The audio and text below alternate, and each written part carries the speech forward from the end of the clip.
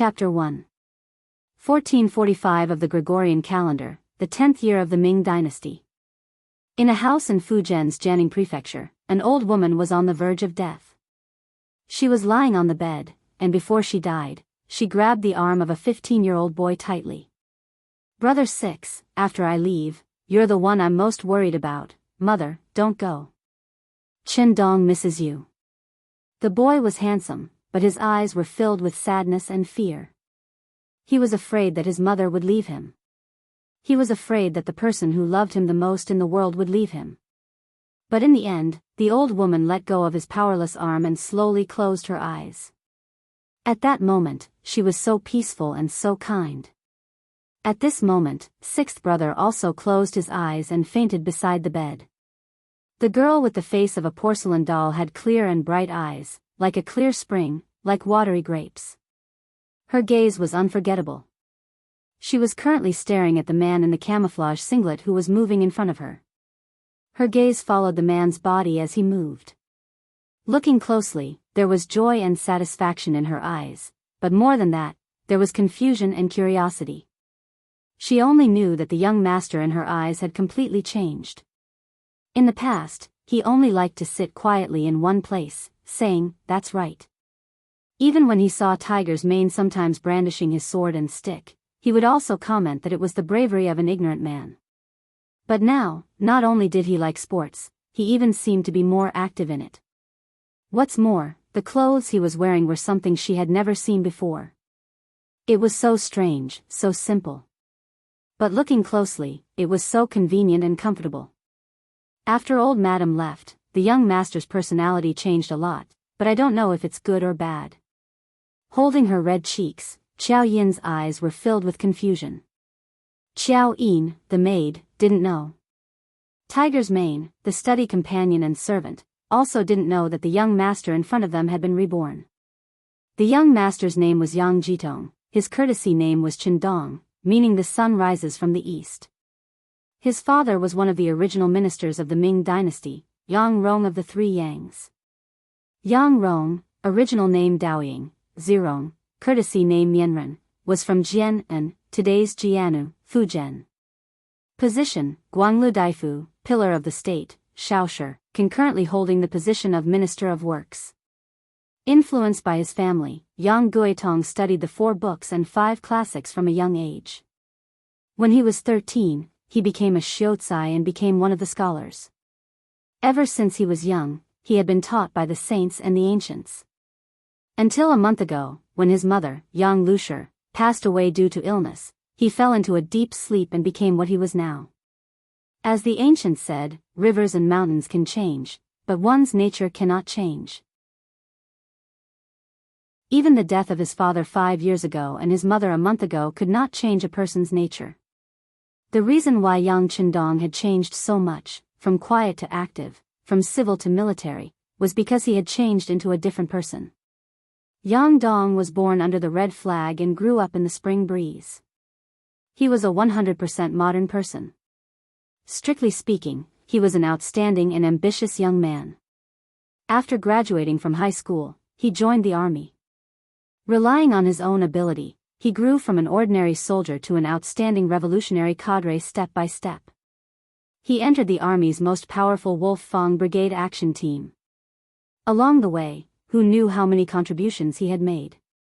But if you walk by the river, how can your shoes not get wet? During a mission, his left leg was injured, and he was no longer as agile as before. In the end, he was taken care of by the chief and assigned to the armory department, where he held the glorious position of Armory Division Chief. Originally, he thought that he would spend the rest of his life like this. When he reached the age, he would transfer to another place, marry a wife, and have children. He would live a normal and happy life like an ordinary person. Who would have thought that a new batch of military resources had just arrived at the big warehouse, the abbreviation for the largest warehouse in the final assembly? When he was inspecting and registering there, a huge black vortex suddenly appeared above his head. When he woke up, he came to this courtyard and became Yang Chendong, who was called Young Master. This made Yang Dong know. What should be called Yang Chendong did not understand was that there was a pale 5-pointed star on his arm. He remembered that there was no such thing before. Soldiers were not allowed to have tattoos on their bodies. When he accidentally touched it, he turned around and returned to the warehouse. The rows of guns, piles of bullets, steel cannons, and even a large number of tanks and helicopters that had just arrived. Countless daily necessities appeared in front of him. He could reach out and touch it. The cold feeling of the gun made Yang Qindong know that this was not a dream, but a reality. Thus, a bold idea came to his mind. He picked up a brand new Type 95 assault rifle. Then the idea came to him, and he walked out and came to the room of the Yang family's old house. Luckily, there was no one else in the room. Otherwise, who knew how scared they would be? His left hand touched the pale five-pointed star again, and he was able to return to the warehouse. When he put down the gun and came out again, his whole person seemed to have changed. Getting used to new things and adapting to different environments was one of the compulsory courses for Wolf Fang members. With the idea of taking things as they came, Yang Qindong had already given up on the idea of going back. On the contrary, he was secretly happy. He had returned to the age of 15. The most important thing was that his body was healthy. This was something that could not be bought with money. Of course, what made him most excited was the secret under the five-pointed star. In this era, his advantage was too obvious. Thinking about the piles of firearms, his body could not help but tremble. Everyone had a dream of being a hero. Yang Qindong was especially so. Otherwise, he would not have joined the army, and would not have worked so hard to join Wolf Fang. It was just that he was limited by the environment. He could only complete some secret missions, and sometimes he could not even announce his name. But here, in the middle of the Ming Dynasty, in the Jingtong era, he knew that many things that he only dared to think about before could be realized. The first thing that the excited Yang Qindong did was to recover his physical fitness. This might be difficult for others, but for him, a veteran with 21 years of military experience, everything was so natural. Morning jogging was the first change. But his morning jogging was not just a slow jog, but a regular 5-kilometer training. This was just the beginning. As his body gradually recovered, he would continue to increase his training. The first person to adapt to Yang Qindong's change was Tiger's Mane. This steady companion was bought by the Yang family when he was young. It was destined that he would rise and fall with the young master in the future. Tiger's Mane also liked to fight. In the past, the young master did not allow him to move. Now, he actually took the initiative to play with physical fitness training. How could he not be ecstatic? Although the maid, Xiao Yin, did not understand the young master's change, as long as the young master was happy, she was happy. In her eyes, Yang Qindong had long become her land, her sky. For this, Yang Qindong had to thank his family background. Although the Yang family was considered a large family, the remaining memories in his mind told him that in this life, although his parents were no longer around, he still had 5 older brothers and 7 older sisters. Logically speaking, it would be difficult for him to have freedom. But they were all in the capital, Beijing. As the youngest, he was the only one who stayed in his ancestral home, Jianghu Prefecture. Because of this, he had more autonomy and could do whatever he wanted. In the months since he arrived, Yang Qindong quickly adapted to his current life. His physical fitness had also improved significantly. But some habits still gave him a headache. For example, he had to deal with urine and feces every day.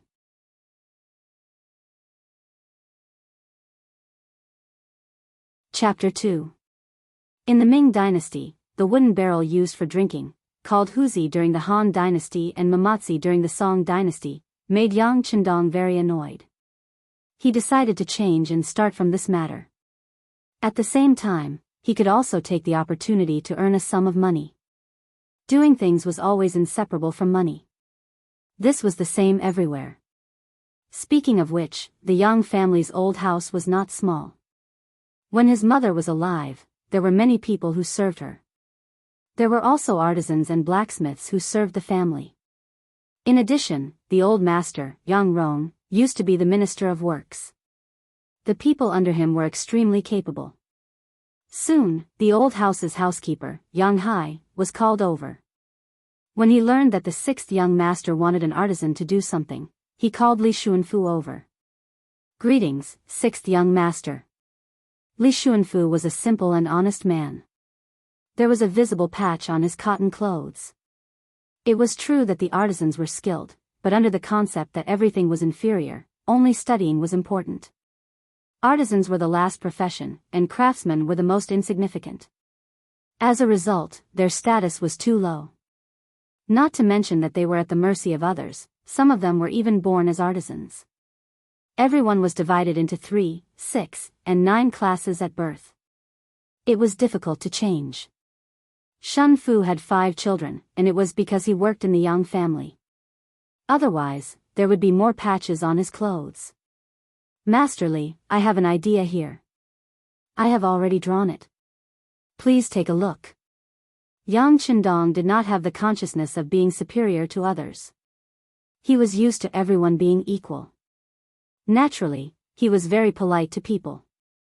No, sixth young master, you can just call me Xuanfu like how you call housekeeper Yang. Li Xuanfu had a frightened expression.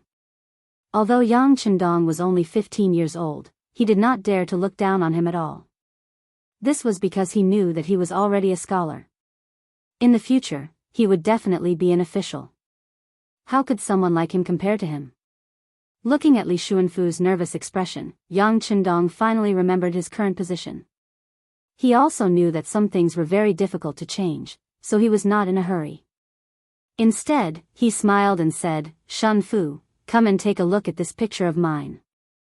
This is what I think. When Yang Qindong explained his intention for the first time, Shun Fu already knew what the sixth young master wanted to do. It had a seat with a water tank and a flushing valve, a 3-ball valve that controlled the flow of water in the water tank, and a U-shaped bent pipe. At the same time, it was an all-ceramic design. For some of these parts, Yang Qindong had already prepared them. These were all parts in the warehouse. Looking at these exquisite accessories, Li Xuanfu couldn't bear to put them down. He was also fantasizing about what they would look like after they were completed. Yang Qindong didn't disturb Li Xuanfu's thoughts. He sipped his tea and waited until he saw Li Xuanfu's gaze turn from wandering to determined. He smiled and asked, What do you think? Can you make it? With the composition of the sixth young master, it should be possible, Li Xuanfu replied with some confidence. Very good. Chu Fifan couldn't help but snap his fingers out of habit. Then, he pointed at the accessories he brought and asked, Can these things be imitated? If it's changed to iron, it won't be a big problem. Li Xuanfu didn't know what those white plastic pipes were. Under normal circumstances, these would only appear in the 19th century. That was why he said to change to other materials. Yes.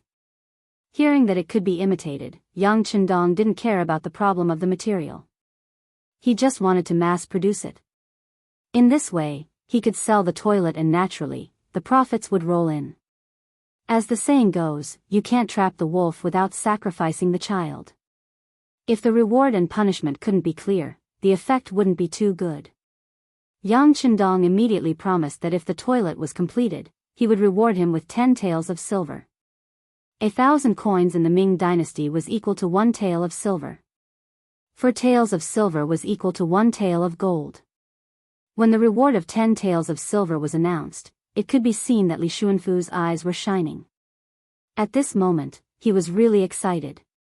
In the past, if the master wanted to make something, he just needed to provide the materials. As for the reward, he didn't dare to think about it. It was as if everything was justified. From this, it could be seen that the people at that time didn't think about innovation at all. If they had the strength and thought, they might as well do other work to supplement the family. Yang Qindong was naturally accustomed to it.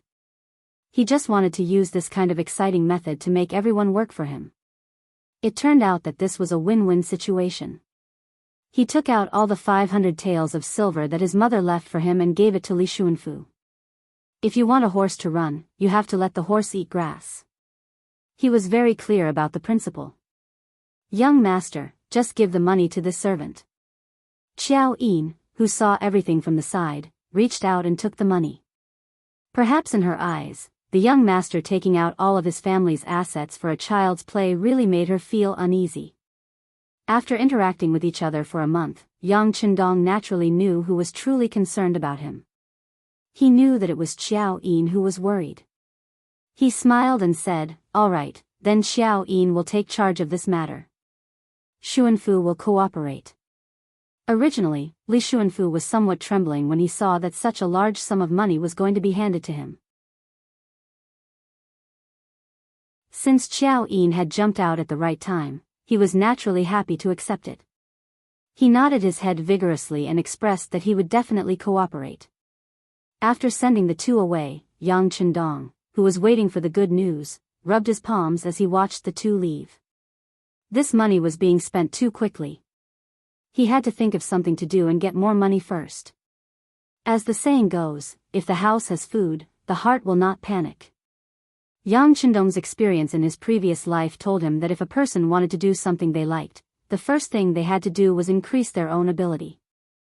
Then the question was, what was ability? In short, it could be summed up in two words: money and power. Right now, he was still young, only 15 years old. There was no need to be too anxious about the issue of power. However, he had to hurry up when it came to money. Money didn't care about age. He turned around and returned to the study. His figure flashed and disappeared. The large warehouse didn't only contain equipment. It also contained the daily necessities of the soldiers who had come from afar. Walking past rows and rows of cold boxes filled with weapons, he arrived at his former dormitory. He didn't know where the people here had gone when the dark vortex came. In any case, he couldn't see a single person. However, their belongings had been perfectly preserved. There was even an intact library among them. Walking in, he casually picked a few novels that he would be familiar with in his future life. Then, he went to a large box filled with seasonings and took some unopened MSG, cooking wine, tender meat powder, and pine nut powder. Next, he passed by the daily necessities section and took some toothpaste, toothbrushes, soap, towels, and other items. Finally, he took a large box of chewing gum and put it in his pocket. Only then did he return to the study, satisfied. That night, Yang Chendong went to the kitchen by himself. Under the astonished gaze of the cook, Yi Chioer, he made a few dishes and took them away. This scene attracted many people from the old residents to watch. The old lady's mourning period hadn't completely passed yet. Why was the sixth young master already acting up?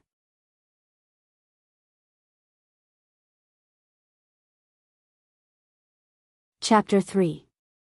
Yang Chendong didn't know that his actions had attracted everyone's guesses and imaginations. He just wasn't used to the taste of food and wanted to improve himself. Speaking of which, to become a member of the Wolf Fang battle squad, one had to complete countless missions. Sometimes, in order to get close to the target, one would even have to go undercover and disguise themselves as people of various professions. He had once worked as a chef for 2 months in order to get close to the target. Naturally, his skills weren't bad. Just as he skillfully threw the sliced meat into the pot, a scream came from outside the door.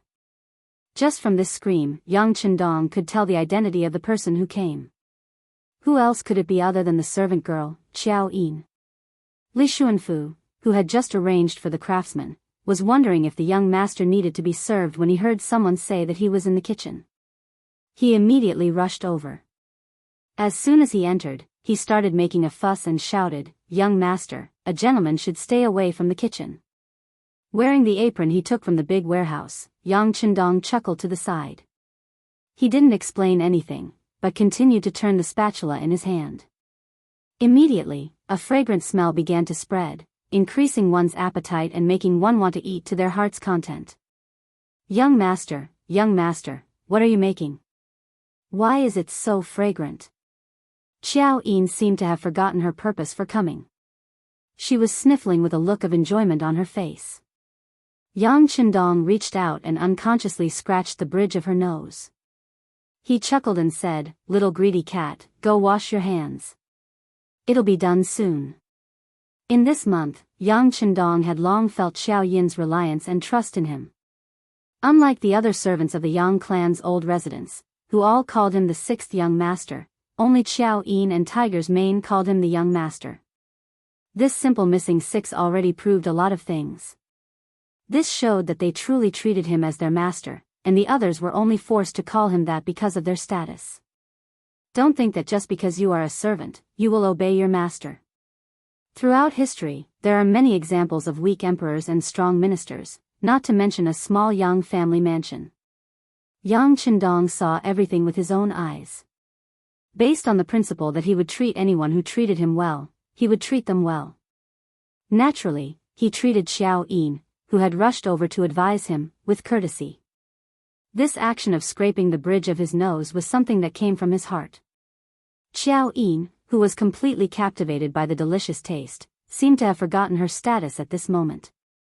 She simply laughed foolishly and stared unblinkingly at the stir-frying meat slices in the wok. It was as if she would fight with her life on the line if anyone dared to steal from her. "Young master, can I try it later?" A weak voice rang out. It was the kitchen manager, Yi Chou'er. Compared to Xiaoyin's delicate appearance, she looked more burly. But it was precisely because of this physique that she had secretly defeated countless people and become the head chef of the Yang family mansion. She had just called him the sixth young master, but now she had removed the six. This was enough to prove that her mentality was changing. This was the pressure and change that a capable person could bring to others. Since there were people to serve him, Yang Chendong naturally wouldn't cook every day. The heavens had taken care of him, giving him a transmigration and a healthy body. Wouldn't it be a huge waste to spend time on cooking? Sure, Yang Chendong replied concisely. He also had the thought of testing the other party. If this person changed her attitude in the future, her loyalty could be used. If not, she would have no hope and future. At the very least, he could still fire a kitchen maid as the sixth young master. That night, Yang Chendong, Xiao Yin, Tiger's Mane, Yi Chou'er, and the old butler, Yang Hai, ate together. This was perhaps the most delicious meal the four of them had ever eaten. After all, MSG and tender meat powder hadn't appeared in that era yet. Even the experienced and knowledgeable old butler, Yang Hai, couldn't help but sigh in admiration after eating. This dish is truly fragrant. I think it's comparable to the imperial chefs of the capital. Yang Hai had been with Master Yang Rong for many years and had the fortune to taste many of the so-called treasures of the imperial family. His words were somewhat fair. When Xiao Yin and the others heard this, they nodded their heads repeatedly to express their agreement. Only Yang Chendong smiled and said, "If Uncle Hai thinks the taste is really good, then call my cousin Yang Fu over. I think he'll be happy to work with us." "Ah. That's right, young Master Fu has a restaurant in Jianghu Prefecture. There's an endless stream of customers there every day. It's a good source of income." Yang Hai patted his head in realization. Having finished eating, he stood up and walked out. Yang Chendong didn't need to interfere with chores like picking up the dishes. After eating, he took Tiger's Mane for a walk around the courtyard. After digesting the food, he returned to the study. Xiao Yin had already prepared the ink. When she was eating, she heard the young master say that he wanted to write something. She was so happy that she almost choked. In an environment where the Shi group was the ruling group, the imperial examinations were undoubtedly the path to the heavens for many people. What's more, with Yang Chendong's family background, who knew how many descendants and resources his father had left behind in the imperial court? As long as he was nominated, his path would be much better than others. In particular, Ong Rong, who had a son at an old age, had personally taught Yang Chendong. At the time, he was so envious of his brothers. The previous owner of this body didn't disappoint. At the age of 13, he became a scholar and was known as a child prodigy. Who knew how many people were optimistic about Yang Chendong's future because of this, and Xiao Yin was the most optimistic among them. In her heart, the young master was simply a literary star who had descended to the mortal world.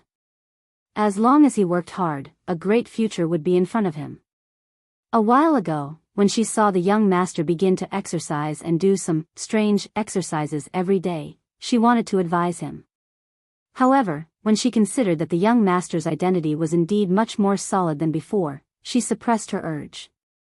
Now that she finally saw the young master begin to study again, how could she not be happy? After grinding the ink until it was clear enough to reflect a person's figure, young Qindong walked into the study and sat down on a chair. With a heroic spirit, he said, "Prepare the brush and ink. It's all ready." "Young master, what are you going to write today?" Xiao Yin looked at him expectantly. He didn't answer.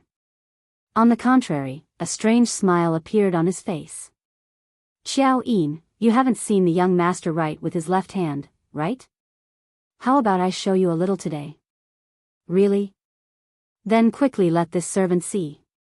When Xiao Yin heard that he could write with his left hand, she was immediately filled with admiration. The young master really was a literary star who had descended to the mortal world. He was an omnipotent existence. Presumably, his left-hand writing should be extremely beautiful.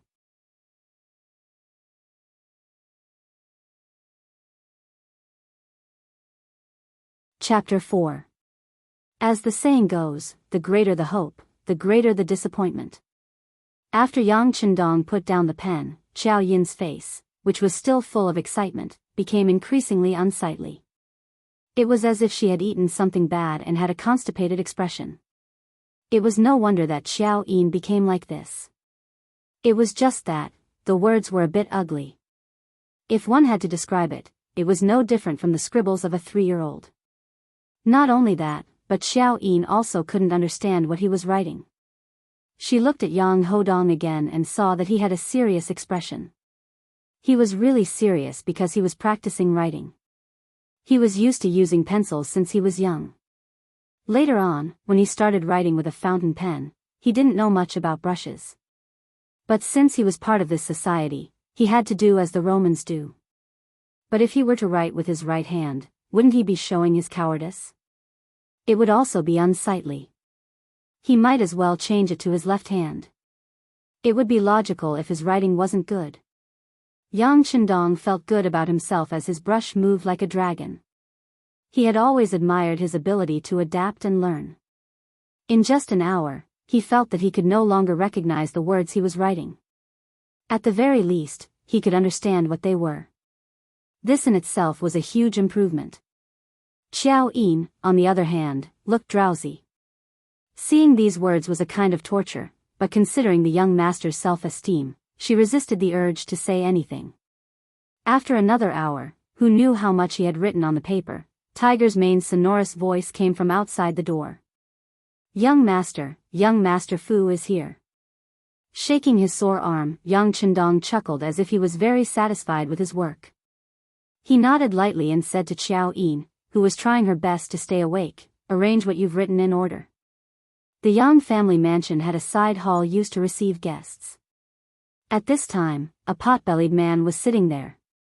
He was wearing a silk robe, showing that he wasn't lacking in money. "Cousin Fu."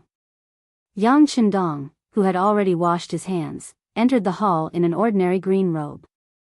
Before he arrived, his voice could be heard.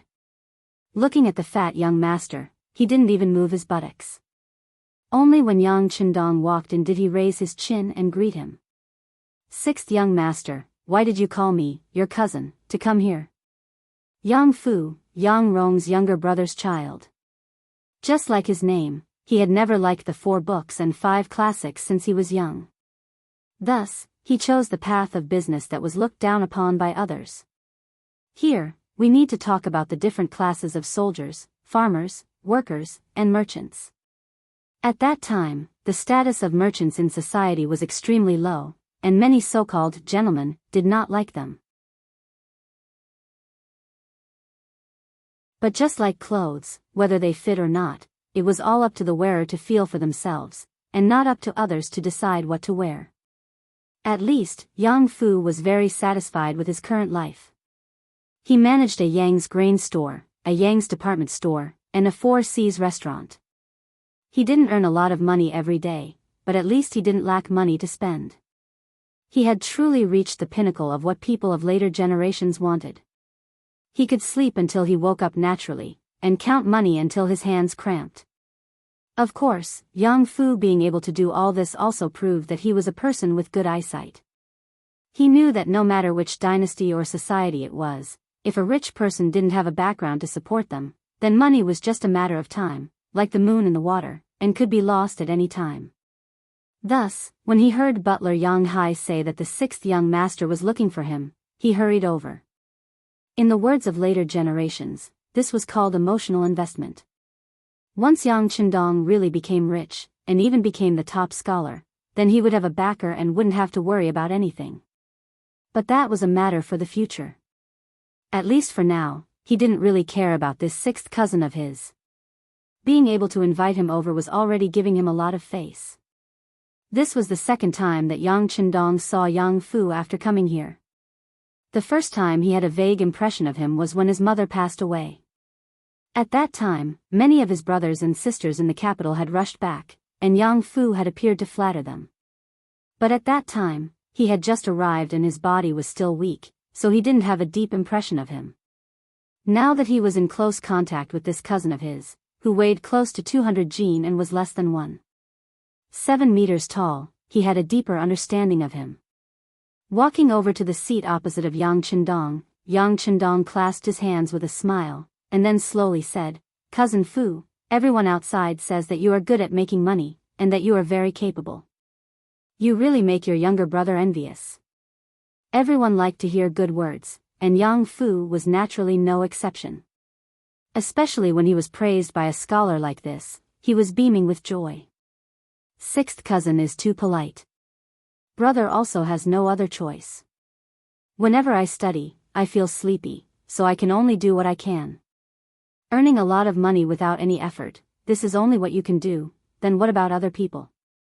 Cousin Fu, you don't have to be so humble. Yang Qindong continued to flatter, scratching at the itch of the other party.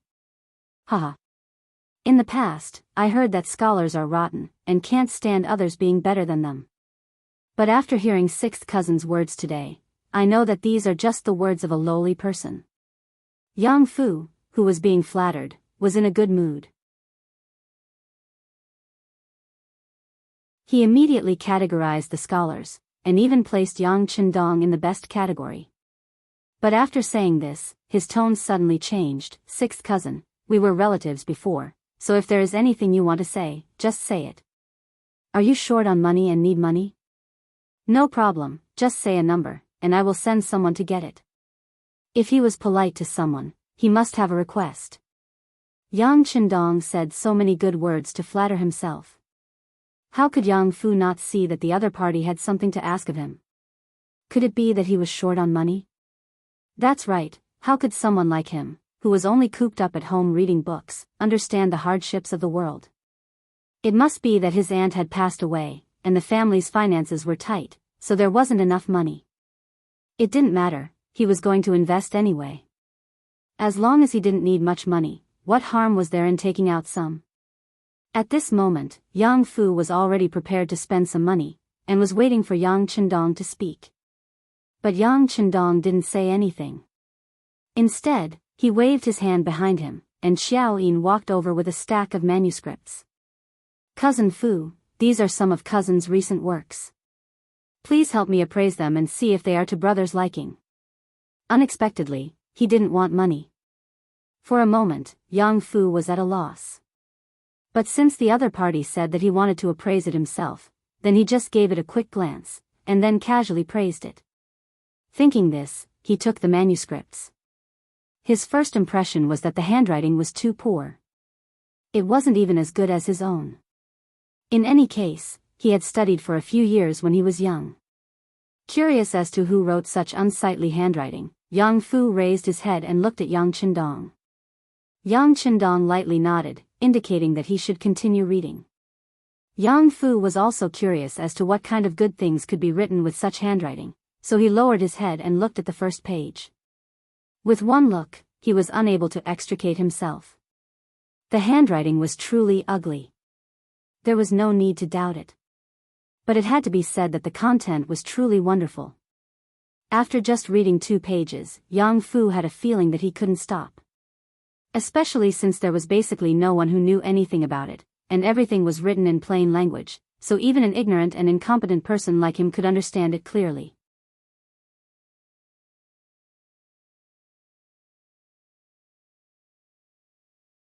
Chapter 5.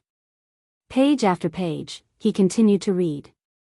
Sometimes, he would frown, sometimes he would jump for joy, and sometimes he would slap his thigh to express his excitement. What a joke. Yang Chendong's novel was the representative work of Jin Yang's famous martial arts novel in the future. It was also Jin Yang's work that had the most readers. Its publication established Jin Yang's status as the king of martial arts. It was The Legend of the Condor Heroes. Guo Jing, Huang Rong, Southern Emperor, Northern Beggar, Eastern Heretic, Western Poison, Central Divinity, and many other characters were interspersed in the novel.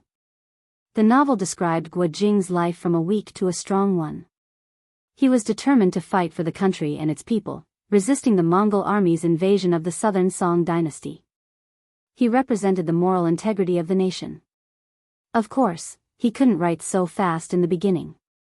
Even so, Yang Fu was immersed in it and couldn't extricate himself. He only finished the last page when the sky was about to turn dark. Then, he raised his head and stared at Yang Chendong with reddened eyes.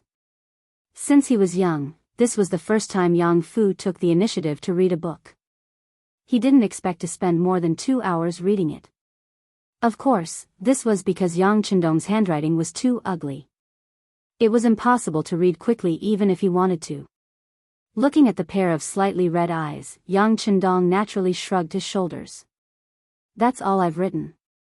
If Cousin Fu still wants to read, you can continue. Hurry up and write. Yang Fu couldn't understand how Yang Chendong could write such a wonderful story. He only knew that he wanted to continue reading and see how the silly Guo Jing would develop.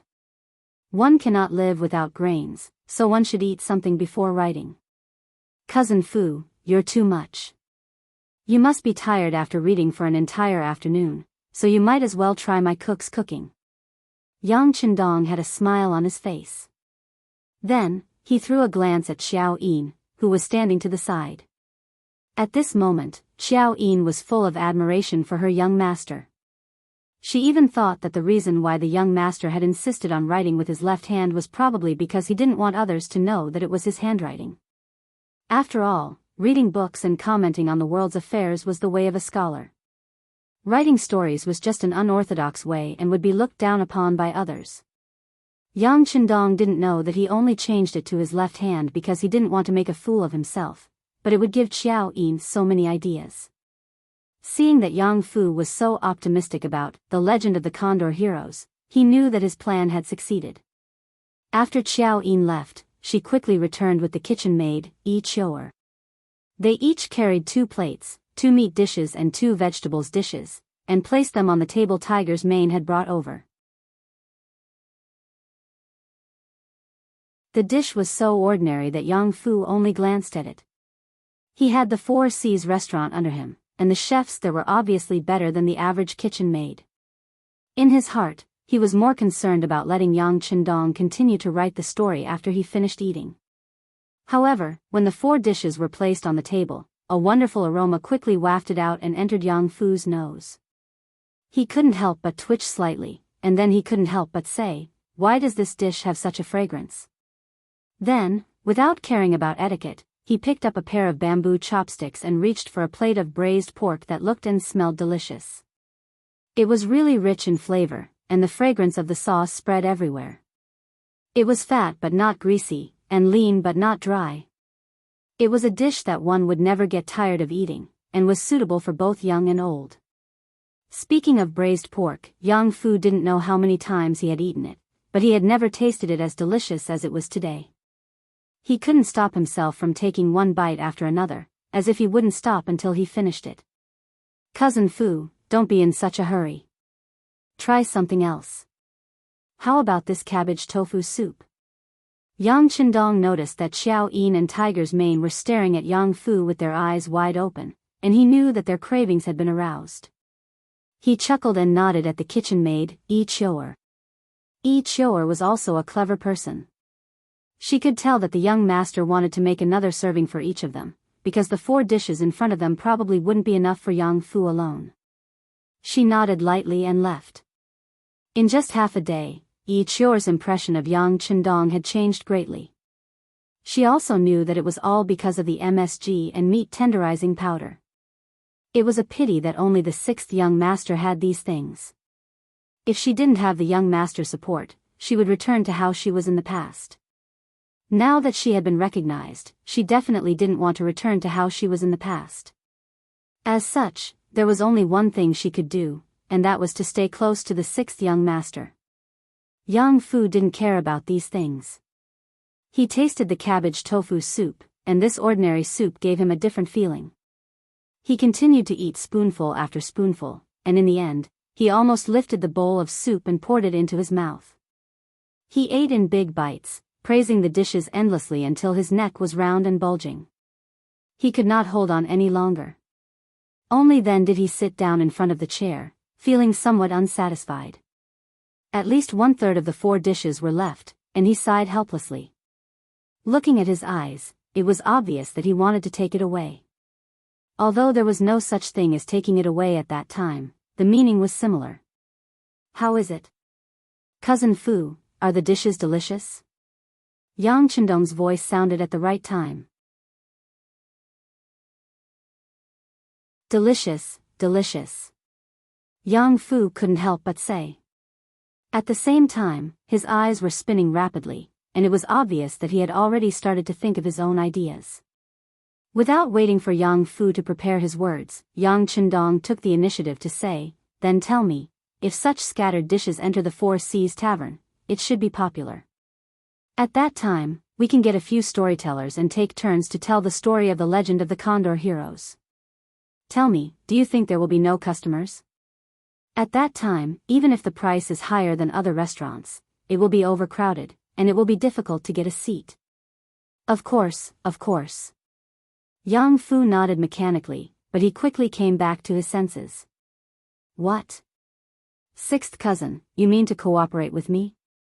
Seeing that Yang Fu was not stupid, Yang Chendong chuckled and nodded. There were many things that he needed to do, and this was only one thing that others thought was amazing. He couldn't spend his limited time on such things, and it was necessary to find a partner. If he wanted to do something, he couldn't lack money. Yang Fu's originally fat and unwilling appearance changed, and he sat up straight in an unbelievable manner, and quickly approached Yang Chendong. Because his movement was too fast, Tiger's Mane, who was standing at the side, became vigilant. Out of habit, he actually wanted to attack. Others didn't feel it, but Yang Chendong naturally noticed it. He casually waved his hand, just enough for Tiger's Mane to see.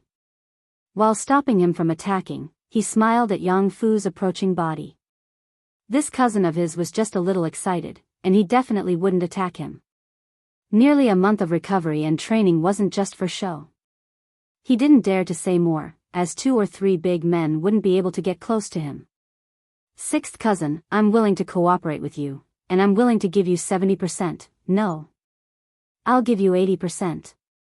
At this moment, Yang Fu was obviously a little excited, and when he spoke, his words were a little inconsistent.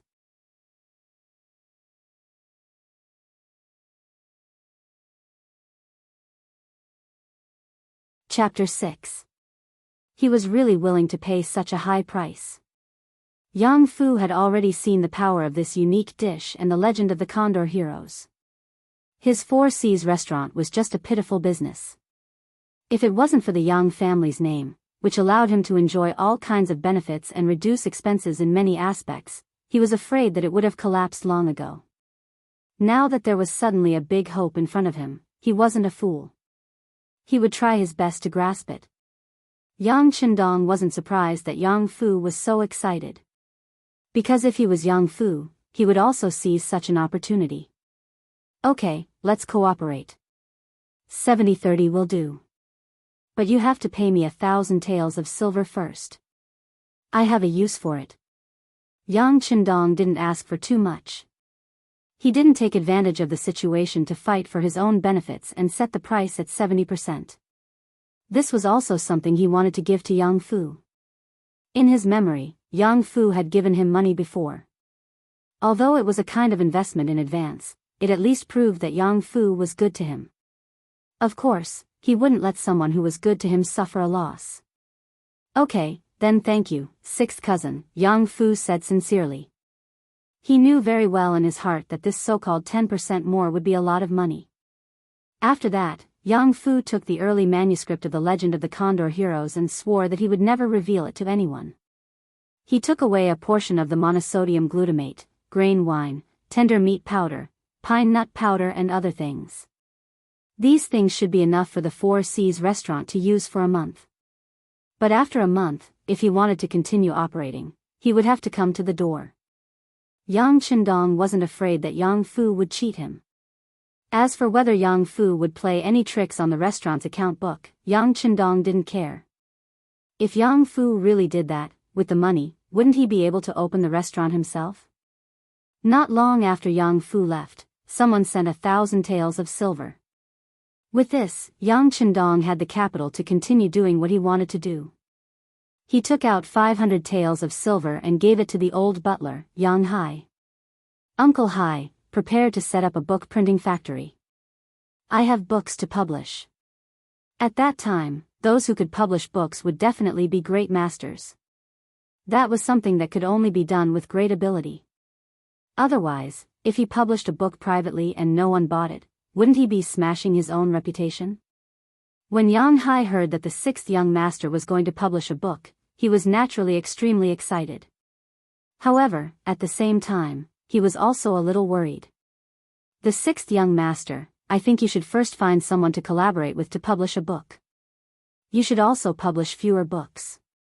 What if Yang Qindong did not continue, but Yang Qindong already understood what he meant? Alright, let's do as Uncle Hai says. Let's contact them first. Thinking that he hadn't finished writing his book yet, it was indeed a little too hasty to think about this now. Yang Qindong naturally didn't have to worry that no one would read the books he wrote. In this era, there was really too little spiritual food. Most of the books were the 4 books and 5 classics, or collections of historical classics. Even if it was a story about someone or something, only those who knew about it would be able to read it. He even mischievously thought that the reason why he chose to read it in such a way was that it was easy for people to fall asleep if he didn't read it in such a way. There were few miscellaneous books. Once the Legend of the Condor Heroes was published, it would definitely cause a sensation. It was just like when the TV was introduced into tens of thousands of households during the reform and opening up. Any TV series would be highly sought after by many people. At this time, there was no need to worry about the sales of such a book. He was confident about the prospects, but in the end, there was still too little money. 500 taels was not enough to open a printing company. At that time, copper movable type printing was just popular. The cost of printing a book was really not low. If he wanted to recoup the cost, the price would naturally not be low. Naturally, the price was not something that ordinary people could accept. Take your time. Seeing Yang Hai leave, Yang Qindong put this matter aside. Then he asked Tiger's Mane to find Wu Gang, the leader of the blacksmiths at home. He was preparing to make crossbows. In this era, people could be killed easily without any crime. Having money without strength was equivalent to a treasury that could be used at will.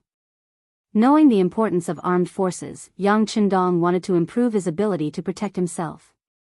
Of course, there were too many usable weapons in the warehouse, all of which were brand new.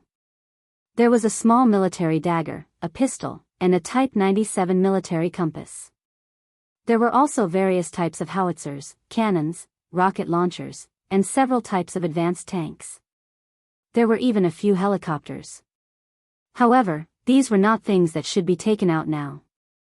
Although Yang Qindong had experienced many trials of war, in order to complete the task, he did not know how many people died in his hands. But he was still a pacifist in his bones. Unless it was necessary, he did not like to kill people, especially Han people. Of course, the small Japanese empire was not a human in his eyes. In the end, Yang Chendong was an absolute nationalist. Except for Han people, other people's lives were naturally worthless. If he could, he would not go against the Ming Dynasty government. But the idea was completely different, so the conflict seemed to be inevitable. But no matter what, he couldn't let his guard down. If he wanted to do something, safety was the most important thing. He also had to take necessary precautions. Otherwise, if someone were to sneak up on him one day and kill him and his loved ones, he couldn't guarantee that he would be able to transmigrate again. Blacksmith Wu Gang quickly came to the backyard and excitedly saw Yang Chendong. Everyone knew that Li Xuanfu was a craftsman. Suddenly, his treatment was improved and he was valued, which was the envy and expectation of all the craftsmen. Now that the young master finally met him, Wu Gang also dreamed of becoming such a person. Master Wu, I don't need to say anything more. The young master is fair in his rewards and punishments. As long as you have the ability, I will give you a platform. But if you are mediocre, I can only say sorry. Yang Chendong didn't talk much nonsense. He knew that if he didn't shock the other party in advance, he was afraid that there would be problems in management in the future. He didn't want to involve too much energy because of these small things. Young master, don't worry, I understand. Wu Gang was reasonable. He directly removed the word 6 to express his attitude. Very good. These are some things I need. You go prepare them tonight and come to me tomorrow morning. We will do something together. Yang Chendong was very satisfied with Wu Gang's attitude and handed over a stack of papers with various materials. Young master, don't worry, I will not disappoint your expectations. Wu Gang stretched out his hands and took it. Then he turned around and left, as if he was swearing an oath. He did not make any excuses, which made Yang Chendong have a good impression of him. Hee, not bad. Where is the tiger's mane? Dinner is over. How about we run 10 kilometers? Yang Chendong, who had recovered most of his body, laughed heartily. Are we going to the Yang village? Tiger's mane heard the shout and came from the side. He asked excitedly. The distance between the Yang family mansion and the Yang village outside the city was more than 20 kilometers. Tiger's mane knew this, but he still said this because 2 days ago, when he followed the young master to inspect the Yang village, he fell in love with a girl. She was also a tenant farmer's child, Wang Feng. She had 2 older brothers. Although she was poor, she kept her house clean. Even if she wore patched clothes, she looked so unique and did not give people a sense of inferiority. Tiger's mane was 1 year older than Yang Chendong. He was already 16 years old. He fell in love with her and wanted to go to the Yang village outside the city every day. Hee, we won't go today. The city gate will be closed soon. It is too troublesome to go in and out. Another day, we will run in the backyard. Yang Chendong shook his head and did not point out the other party's thoughts. After that, he turned around and ran away. The 2 teenagers began their after-meal exercise, panting. But it had to be said that this kind of life was what Yang Chendong hoped for. He wanted to do what he liked and live the life he wanted. The next morning, Wu Gang came to the backyard with the 3 important parts, the arm, the bow, and the trigger. Yang Chendong just ran for 5 kilometers and had breakfast. He saw the required crossbow on the table. The structure of the crossbow could be divided into 3 parts, the arm, the bow, and the trigger. The arm was generally made of wood, the bow was across the front of the arm, the trigger was installed at the back of the arm. The most important part of the crossbow was the trigger. The trigger was generally made of copper and was installed in the gua box of the crossbow. In front of the gua hook was used to hang the string, and behind the gua was connected with the wang shan crosshairs for aiming. Since the beginning of the Western Han Dynasty, the wang shan of the crossbow was engraved with a scale, which was equivalent to the gauge on modern firearms. It was easy to adjust the shooting angle according to the distance of the target and improve the shooting accuracy. Under the copper gua, there was a xian dao trigger, which was used to shoot the arrow. The crossbow was not a new thing. In the Warring States period, there were ballistas. In the Han Dynasty, there were big yellow crossbows and zhuge repeating crossbows. In the Northern Song Dynasty, Shenzong invented the three-bowed ballista and the god-arm ballista. They had a long shooting range and a high accuracy. But their shortcomings were very obvious, that was, they were too cumbersome. What Yang Chendong wanted to make was a small steel crossbow. As a former member of the Wolf Fang, he not only needed to be proficient in firearms and weapons, but also in simple cold weapons. When doing missions, it was not always possible to have a weapon with you. You would always have enough bullets. In contrast, this small crossbow was one of the first choices. It could be shot invisibly and could not be found by advanced detectors. The parts on the table were obviously too big to meet Yang Chendong's requirements. After a few glances, he shook his head and took out the military crossbows, steel crossbows, and military crossbows that he had taken out from the warehouse. Then, with a nimble movement of his fingers, a steel-tipped arrow was ready to be shot out. Whoosh! Without any warning, the arrow was shot out and hit the target 40 steps away. The ancients took one step each on their left and right feet, which was about 2 meters. It hit the small tree 80 meters away. Under the powerful penetrating force, it directly pierced through the tree. This kind of power caused Xiao Yin and Tiger's Mane, who were standing to the side, to be endlessly shocked. Wu Gang ran all the way to the small tree and stood in place with his eyes wide open. He was obviously shocked.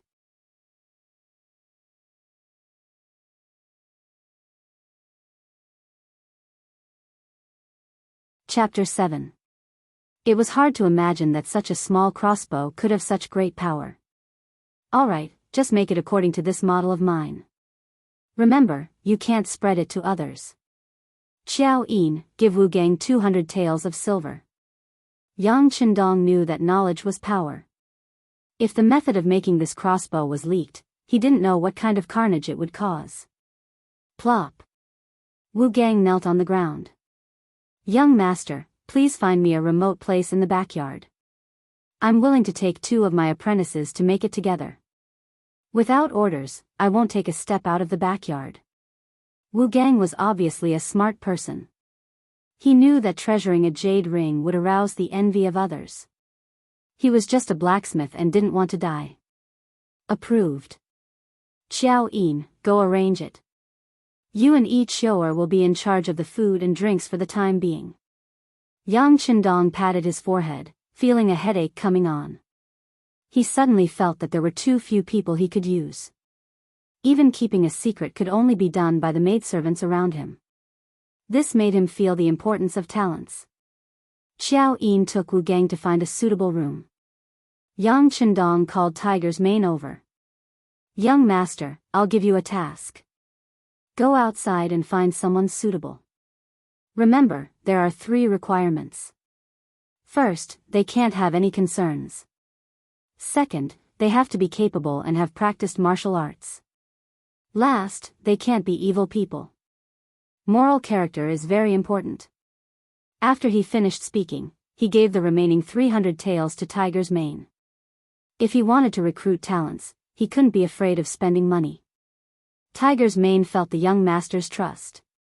He immediately knelt on one knee and said, Young master, please rest assured. I'll definitely bring back some talents. I'll go and return as soon as possible. Young master, please take care of your body while I'm away. Hee, you know the young master's ability. Even you can't say that you can win, let alone others. Go ahead. Yang Chendong chuckled. He was still growing, and his strength had yet to fully recover. Tiger's man was already struggling to deal with him. Once he recovered his strength, it would be even more difficult for anyone to get close to him. After Tiger's Mane left, Yang Chendong spent all of his 1,000 taels of silver. Knowing full well that money was no match for a hero, he turned around and disappeared. When he reappeared, he had a cardboard package in his hand. On it was written, military supplies, mirror. That's right, This was the plastic surgery mirror used by the military. It was used to organize the military and was a must-have item for companies and above. These mirrors had just been sent over by a local manufacturer. They didn't even have time to say the words, plastic surgery mirror. He tore off all the packaging and threw it back into the warehouse. The bright mirror was placed in the side hall. At this time, Xiao Yin, who had just finished arranging things for Wu Gang, walked in. When she saw the bright and clean mirror, which could even reflect the pores on the body so clearly, she cried out in alarm.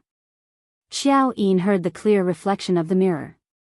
She had never seen such a clear mirror in her 16 years of life. Back then, most people used bronze mirrors. Not only did they have to be wiped clean, but they also had to be polished frequently to maintain the brightness and reflect the image. Xiao Yin's cry attracted the attention of the old housekeeper, Yang Hai. When he saw the clear mirror, his legs trembled. If he didn't have enough willpower, he might have fallen to the ground. Uncle Hai, please send someone to invite cousin Fu over. Yang Chendong put his money on Yang Fulai again. This time, Yang Fulai's speed was much faster. His fat body was still gasping for breath. Originally, he wanted to ask why he was summoned, but when he saw the mirror in the side hall, he immediately stopped talking. His whole body was frozen in place, as if he was scared silly.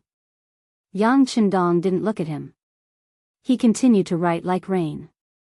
He had just started shooting condors. There was still a lot to write. Fortunately, he had read it for a long time before he went to bed last night. With his super strong memory, he could copy it perfectly. He didn't know how long he stood there. Maybe it was a quarter of an hour, or maybe it was an hour. When his legs couldn't support his body anymore, he sat on the ground with a plop.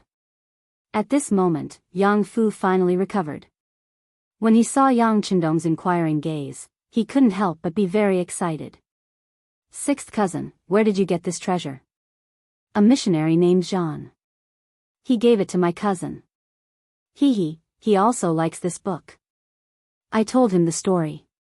This is my reward. Yang Chendong had already thought of the origin of the mirror. When he said this, his face didn't even blush.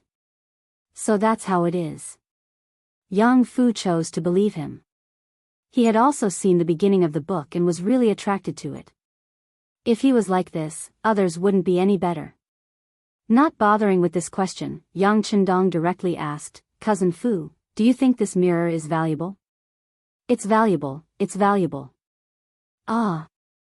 Sixth cousin isn't going to sell it, right? Yang Fu's reaction was very fast. He immediately changed his tone to an excited one. That's right. Name a price. Yang Chendong nodded. He didn't know that when he did this, Xiao Yin's hands were already clenched into a ball. Of course, she wanted to leave such a good thing for the young master. However, she also knew that the young master was in need of money. As his personal maid, she felt sad that she was useless. But this is a good thing.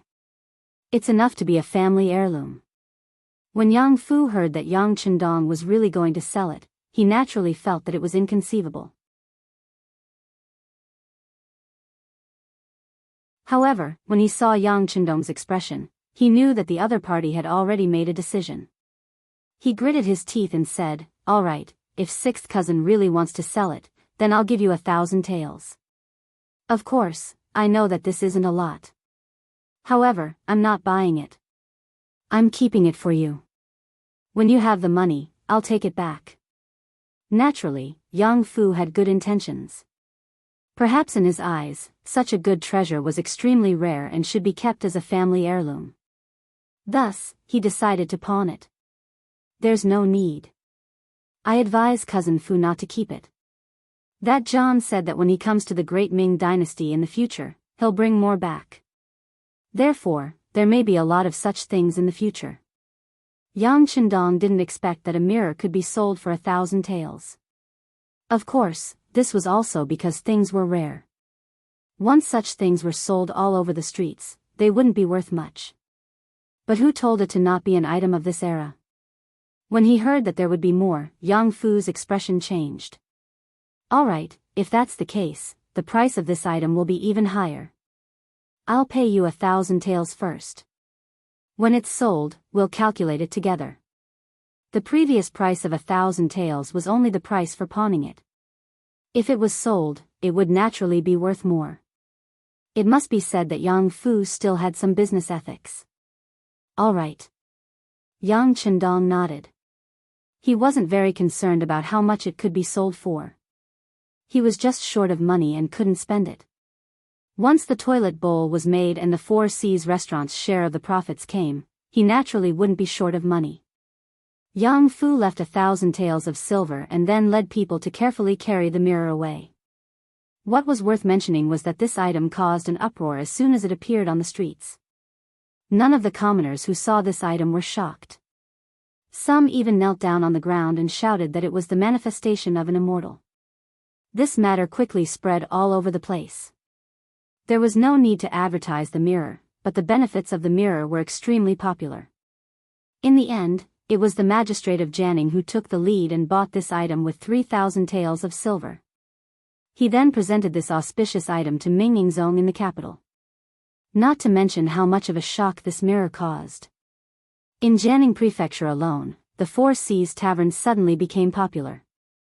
Delicious dishes that couldn't be described, and the story of the legend of the Condor heroes was so moving that one couldn't extricate oneself from it. Under this double attack of spirit and appetite, it quickly became famous in Jianghu Prefecture. Every day, when it was close to mealtime, all the seats were filled with people. Some came for the food, while others came for the condor shooting. The originally bleak business suddenly became lively. Yang Fu was so happy that he raised the price again and again. However, this still couldn't stop the customers from coming. He really counted the money until his hands got cramps. The Four Seas restaurant became famous and made money. Following that, the name of Yang Chendong also became known. In particular, every time before the storyteller talked about the condor shooting, he would routinely introduce that this book was written by the sixth son of Yang Rongyang's cabinet, Yang Jitong, courtesy named Chendong. This made his name even more famous in Jianghu Prefecture. This was a part of Yang Chendong's plan. In ancient times, fame was very important when doing things. With fame, it would be much easier to do some things. For example, many students who were famous for their filial piety could even become officials without going through the imperial examination. In this society, with an official position, it would be much more convenient to do a lot of things. Good news came one after another. Li Xuanfu didn't disappoint. The first toilet bowl was successfully made. After it was installed in Yang Chendong's backyard, the sixth young master nodded in satisfaction and began to promote it vigorously. For a time, all the officials and rich people in Jianghu Prefecture began to install it. The cost of each toilet bowl was 100 taels of silver. The cost was only 10 taels of silver. This alone brought in a lot of profit. With the toilet bowl making money, the Four Seas restaurant could be described as making a lot of money every day. Yang Chendong naturally became famous, but trouble also came along with it. On this day, the old housekeeper, Yang Hai, came to the backyard and told the sixth young master that there had been strangers loitering outside the residence for the past 2 days. After hearing this, Yang Chendong didn't have any strange expression. He still had a smile on his face as he raised his head and said, "Uncle Hai, it's already September. Take the people in the residence to Yang village and see if there's anything we can help with." "Ah. It's still early for the harvest. There's still more than a month." Yang Hai said with some confusion, but then he thought of something. His expression changed and he said, "Sixth young master, you're not going to stay, are you?" "Yes, I'm going to stay. Since there are people spying on this place, we can't guard against them day and night. We have to give them a chance to show off." Yang Chendong still had a smile on his face, but no matter how one looked at it, there seemed to be a trace of killing intent in his smile.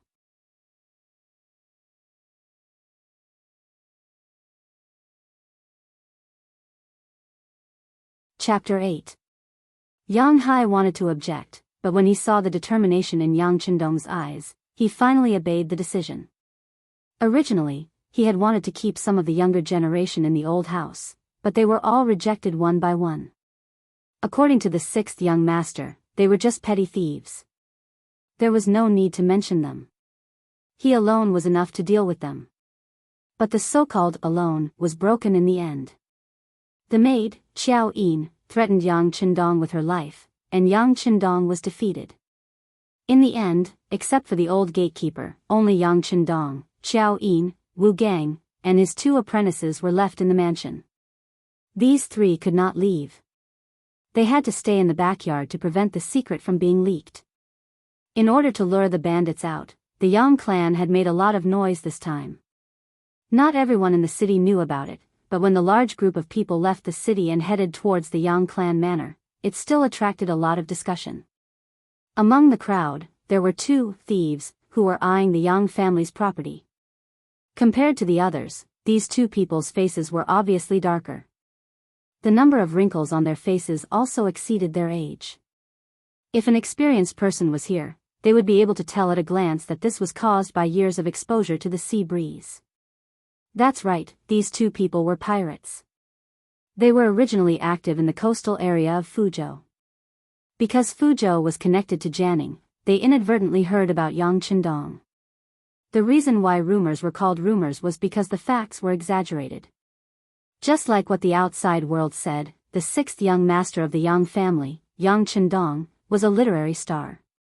He was intelligent, thought of shortcuts, and had friends all over the world. He even saw the white-skinned man as a friend. That was how the mirror was created. It was more like the popular legend of the Condor heroes, and the clean, convenient, quick, and comfortable toilet bowl were also created by this person. How could a person who could do such a thing not be simple? How could he not be rich? Since he was rich, he would naturally become a target in the eyes of the pirates.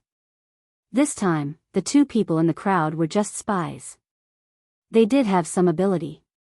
They actually found out that most of the people in the Yang family manor had left, but the sixth young master, Yang Qindong, stayed. This was an opportunity bestowed by the heavens. The two spies hurriedly made their way through the crowd. After making many turns, they arrived at the courtyard of Jianghu Mansion. Here, they saw their leader, Gao Xiong. Just like his name, Gao Xiong looked tall and mighty. His height of more than 1.8 meters made it easy for him to stand out from the crowd. His eyes were like copper bells. Those who were slightly timid would probably be too scared to move when they met his gaze. The two spies told Gao Xiong everything they'd heard, and Gao Xiong couldn't help but nod. Very good, looks like even the heavens are helping us. Alright, let's take action tonight. Hee, let's go meet this literati star. Yang family mansion. The front courtyard was eerily quiet. Fortunately, the back courtyard wasn't a place ordinary people could enter. Xiao Yin was already used to this kind of silence. In the past, she would fall asleep in the evening. But now, she began to close her eyes and nod. It had to be said that she was a girl with a big heart. Even though she knew something was wrong, she still did what she should do. Yang Qindong stood in front of the study with his hands behind his back. He looked at Xiao Yin, who was already conversing with Zhou Gong. The corner of his mouth curled up. Then, he turned around and disappeared. In the large warehouse, Yang Qindong was looking for a suitable weapon. Since he had bad intentions, he was definitely a vicious person. If he wasn't careful, the consequences would be unthinkable. But since he dared to stay, he was naturally prepared to deal a heavy blow and deal a heavy blow. Type 92 9mm automatic pistol. Effective range of 50 meters. Muzzle velocity of 350 meters per second. Overall length of 190 mm, barrel length of 111 mm, weight of the gun is 760 grams. Uses 15 double-row double-entry magazines to ensure that the rate of jamming is minimized. Matched with a small hole suppressor, it can ensure that there is no sound when firing, and it won't arouse suspicion. Kevlar bulletproof vests are naturally a necessity. It is also the best method to reduce danger. He thought about whether or not he should get one for Xiao Yin, but in the end, he decided against it. First, he couldn't explain the origin of these things. Second, he could ensure that the enemy wouldn't be able to get close to him. Xiao Yin, who was standing behind him, would naturally be safe.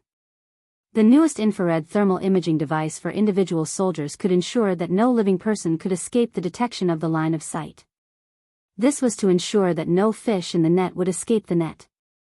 After spending some time to gather all the necessary items, Yang Qindong's figure flashed and reappeared in the study. The sky was about to turn dark. What should come will come sooner or later. The night was dark and the wind was strong. It was the time to commit murder and arson. The weather was perfect. There was no moon tonight. There was a light breeze, and it was pitch black. It was the best time to commit a crime. Around 2:00, Yang Qindong's ears twitched as he was writing the ending of Shoot the Condor. He suddenly stopped writing and shook his left hand. Then, he looked at the handwriting that had become much nicer and nodded at Xiao Yin. Let's call it a day. You can put it away. Oh. Xiao Yin didn't know why she was writing until so late. But since she was used to listening to the young master, she unconditionally followed his instructions. When she finished, she turned around and saw the young master wearing sunglasses and a light green military uniform that she had never seen before. Shoo! Without waiting for Xiao Yin to speak, Yang Qindong had already reached out his left hand to cover her mouth and nose. Then, he made a shushing gesture and moved his body closer. Yin, are you scared? At such a close distance, she could clearly feel Yang Qindong's presence. Xiao Yin blushed and shook her head. With the young master here, Xiao Yin isn't scared. Very good. Then follow me. Remember, with the young master here, no matter what happens, you don't have to be afraid. Understand? Yang Qindong shook Xiao Yin's slender hand and gave her a confident smile. Then, he opened the door to the study and placed a bamboo chair in front of the door. It was still pitch black outside. There was only darkness in sight. Yang Qindong, who sat on the bamboo chair, had already used the infrared camera to clearly see everything in the dark. A total of 10 people. He had really invested a lot. Young master. Xiao Yin, who was standing behind him, couldn't see anything, but the tense atmosphere made her unable to help but speak. Shoo! Don't say anything. The young master is here for everything. Using the weak light, she could see the side of Yang Qindong's face. At that moment it was so resolute and so determined that Xiao Yin couldn't help but be mesmerized. Friend, since you're here, please show yourself. How long are you going to hide? A voice suddenly sounded. It was so powerful that it came from Yang Qindong's mouth. The voice was especially clear in the silent night. However, when his voice traveled out, he was still met with silence. After about 5 seconds of silence, Yang Qindong, who didn't receive a reply, laughed. What? You dare to come, but you don't dare to show yourself? If that's the case, then don't blame me for inviting you out. The loud laughter was accompanied by the sound of a body falling to the ground. At a corner of the courtyard wall, a humanoid figure fell to the ground without any signs of life. Following the sound of the body falling to the ground, there were a few heavy breathing sounds. Clearly, the sudden exposure and death of their companion had frightened some people. However, no one showed themselves. Yang Qindong knew that he hadn't done enough. He simply laughed again. Haven't you taught me a lesson yet? Another figure fell to the ground with a thud. 5 meters away from the dead body, a black figure rolled to the ground and stopped moving. 2 people had died in succession. Finally, the bandits hiding in the dark couldn't hold themselves back any longer. A booming voice suddenly sounded. Enough. We're out. One after another, black figures walked out. One after another, 8 living people suddenly appeared in the dark. They appeared in the open space in front of the study's window. Under the illumination of the light, their faces were revealed one by one. At the same time, the cold blades in their hands were clearly reflected. Although they were blades, there were all kinds of them. There were tang swords, standard military swords, and even Japanese swords. You're from the Japanese Empire? During this period of time, young Chendong had done quite a bit of research. Naturally, he recognized the blades as soon as he saw them. No. We stole them from the sea. The leader of the 8 people, Gao Xiong, who was also the tallest, took the initiative to stand out and answer. The scene just now had really frightened him. He didn't see them do anything. All he saw was a faint flash of light. However, before he could catch it, his brother was already dead on the ground. Gao Xiong had been at sea for many years. He had seen all kinds of hidden weapons and rare occurrences. However, it was the first time he had heard of someone being killed without a trace. From the moment he appeared until now, his face had been filled with shock. Stealing a ship from the Japanese Empire? Yes, that's what a man would do. A trace of appreciation appeared on his cold face. When he spoke, he seemed to have lost some of his coldness and had become more emotional. But before Gao Xiong and the others could relax, the cold voice sounded again. But you actually dared to have ideas about me. That's already a capital offense. What? You're the literati star that people talk about. Gao Xiong's face changed. He originally thought that Yang Chendong was an expert hired by the Yang clan to deal with him and the others. He didn't expect that he was actually the real master. When he asked this question, Gao Xiong clenched his teeth. Right now, he only wanted to chop up the 2 people who had been spying on him and feed them to the dogs. They had actually said that the Yang clan's 6th young master only knew how to study and that his body was extremely weak. This time, he didn't follow the Yang clan to the Yang clan manor because his body wasn't good and he couldn't go out. But now, it seemed that this was simply bullshit. It was true that he was young, but his calmness was incomparable to them. How could they see a trace of weakness in him?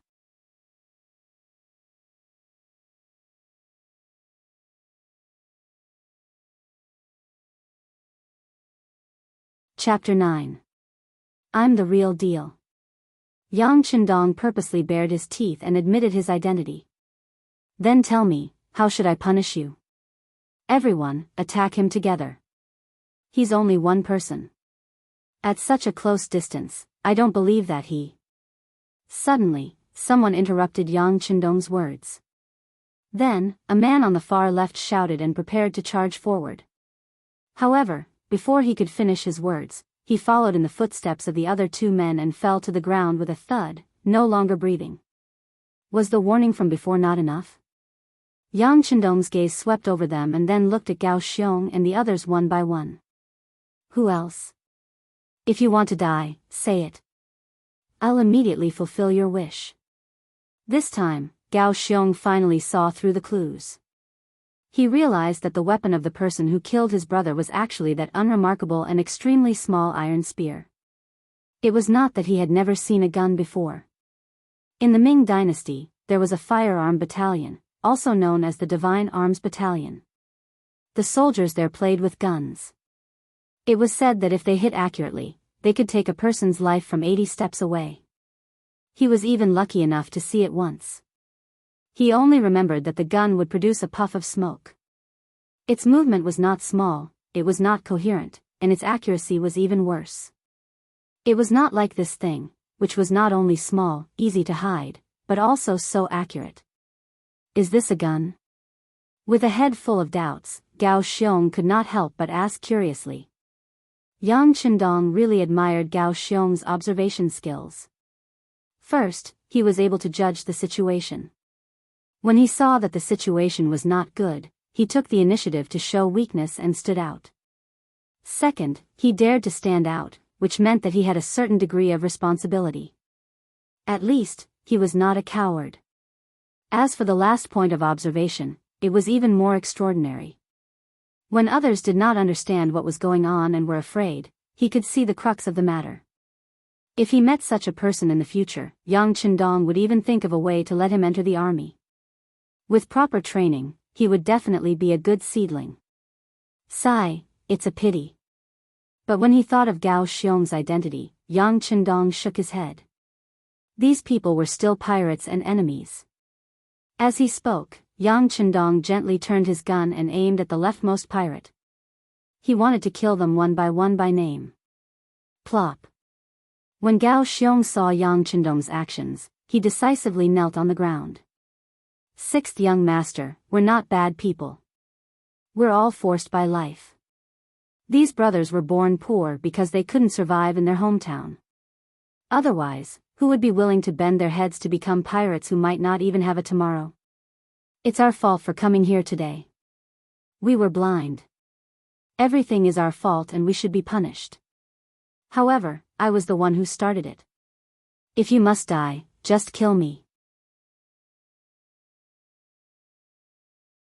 As for the other brothers, sixth young master, please be magnanimous and leave them with their lowly lives. They're willing to work like cows or horses. After speaking these words, Gao Xiong kowtowed to the ground. Plop, plop, plop. After a few kowtows, blood flowed out from his forehead. Big brother, if we're going to die, let's die together. At most, we'll still be heroes after 18 years. When the other 6 brothers saw Gao Xiong, who had always been unyielding in their eyes, kneeling on the ground and kowtowing like a helpless child, they were all moved. One by one, they followed suit and kowtowed to the ground. For a moment, the entire backyard was filled with the sound of people hitting the ground. Young master, they're quite pitiful. At this moment, even Xiao Yin, who had been trembling in the back, could not help but plead for mercy for these people. Didn't she not suffer any harm? Moreover, the other side had already lost 3 people. In the eyes of the kind-hearted Xiao Yin, they had already been punished and could be spared. Enough. Seeing that even Xiao Yin was speaking like this, Yang Chendong suddenly shouted. This shout was especially loud in the silent night.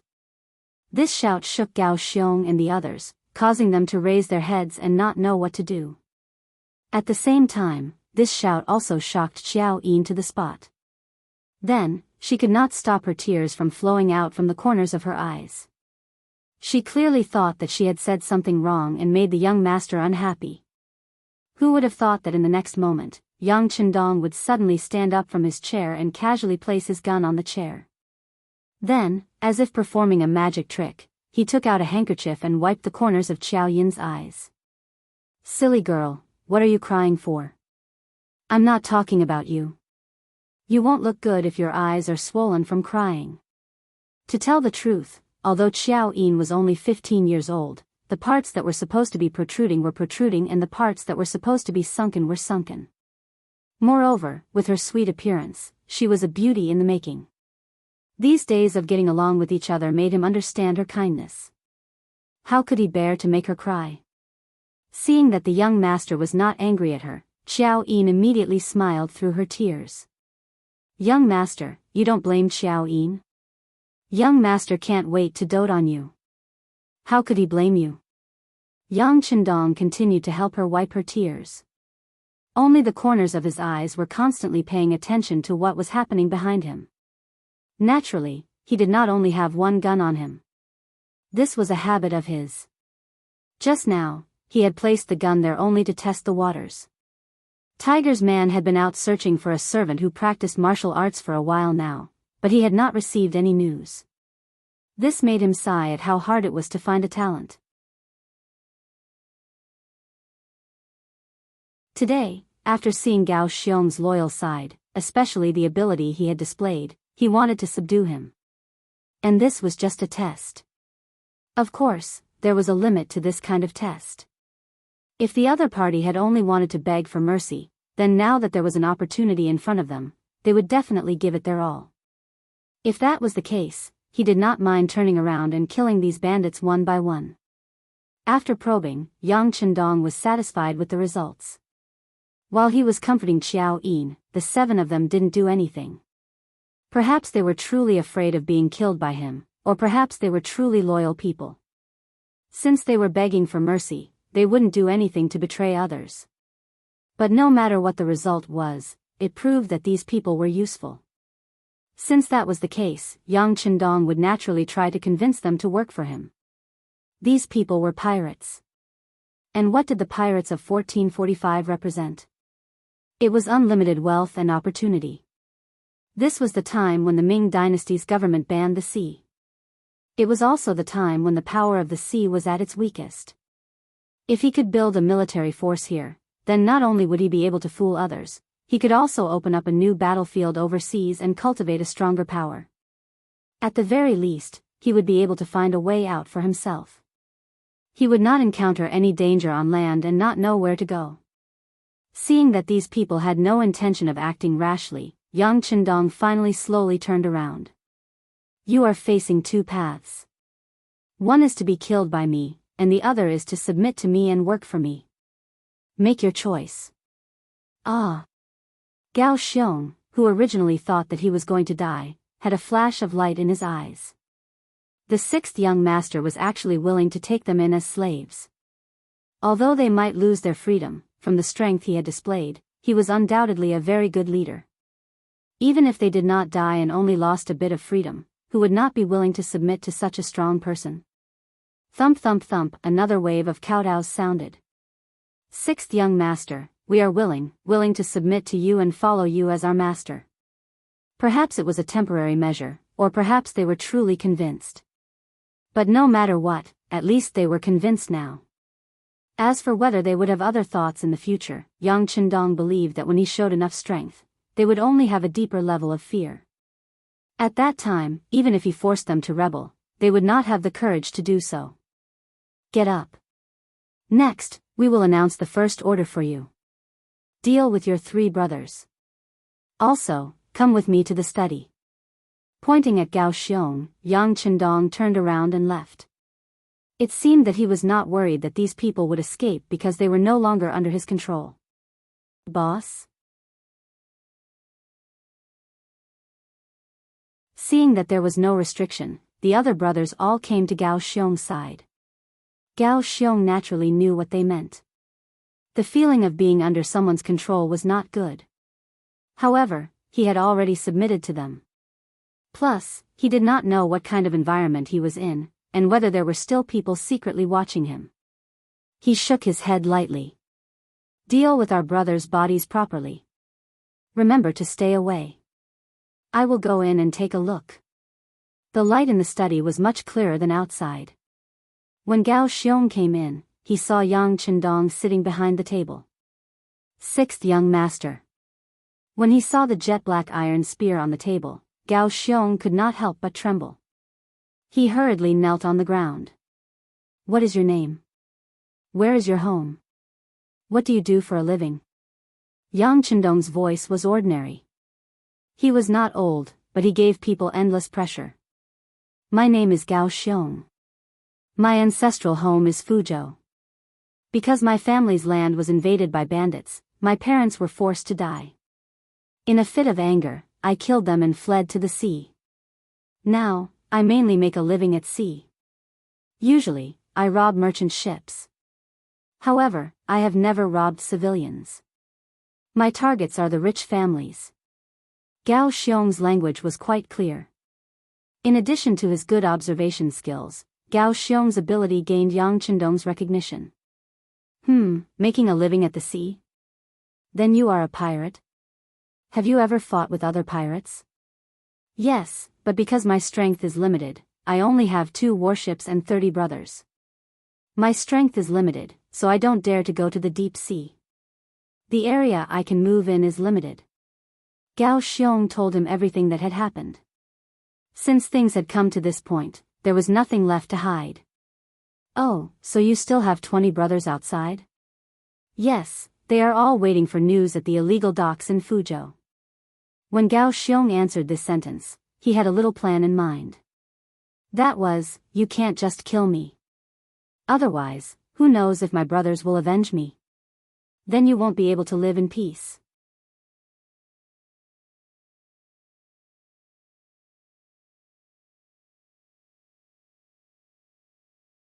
Chapter 10. As for where the Black Dock was, it was just a name the brothers came up with casually. It was a secret base that no one else knew except for themselves. Yang Chendong, who looked only 15 years old but was mentally over 40 years old, how could he not understand the meaning behind Gao Xiong's words? After a mocking laugh, he said, with such little prospects, what kind of profit can you make if you can only stay in the coastal waters? This little one also wants to take a look at the deep sea, but my strength is limited. Going there is just looking for death. Gao Xiong's words carried a hint of grievance.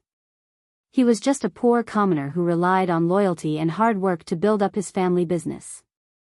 However, his foundation was too weak and his strength was limited. As the saying goes, poor people have low ambitions. Looking for death?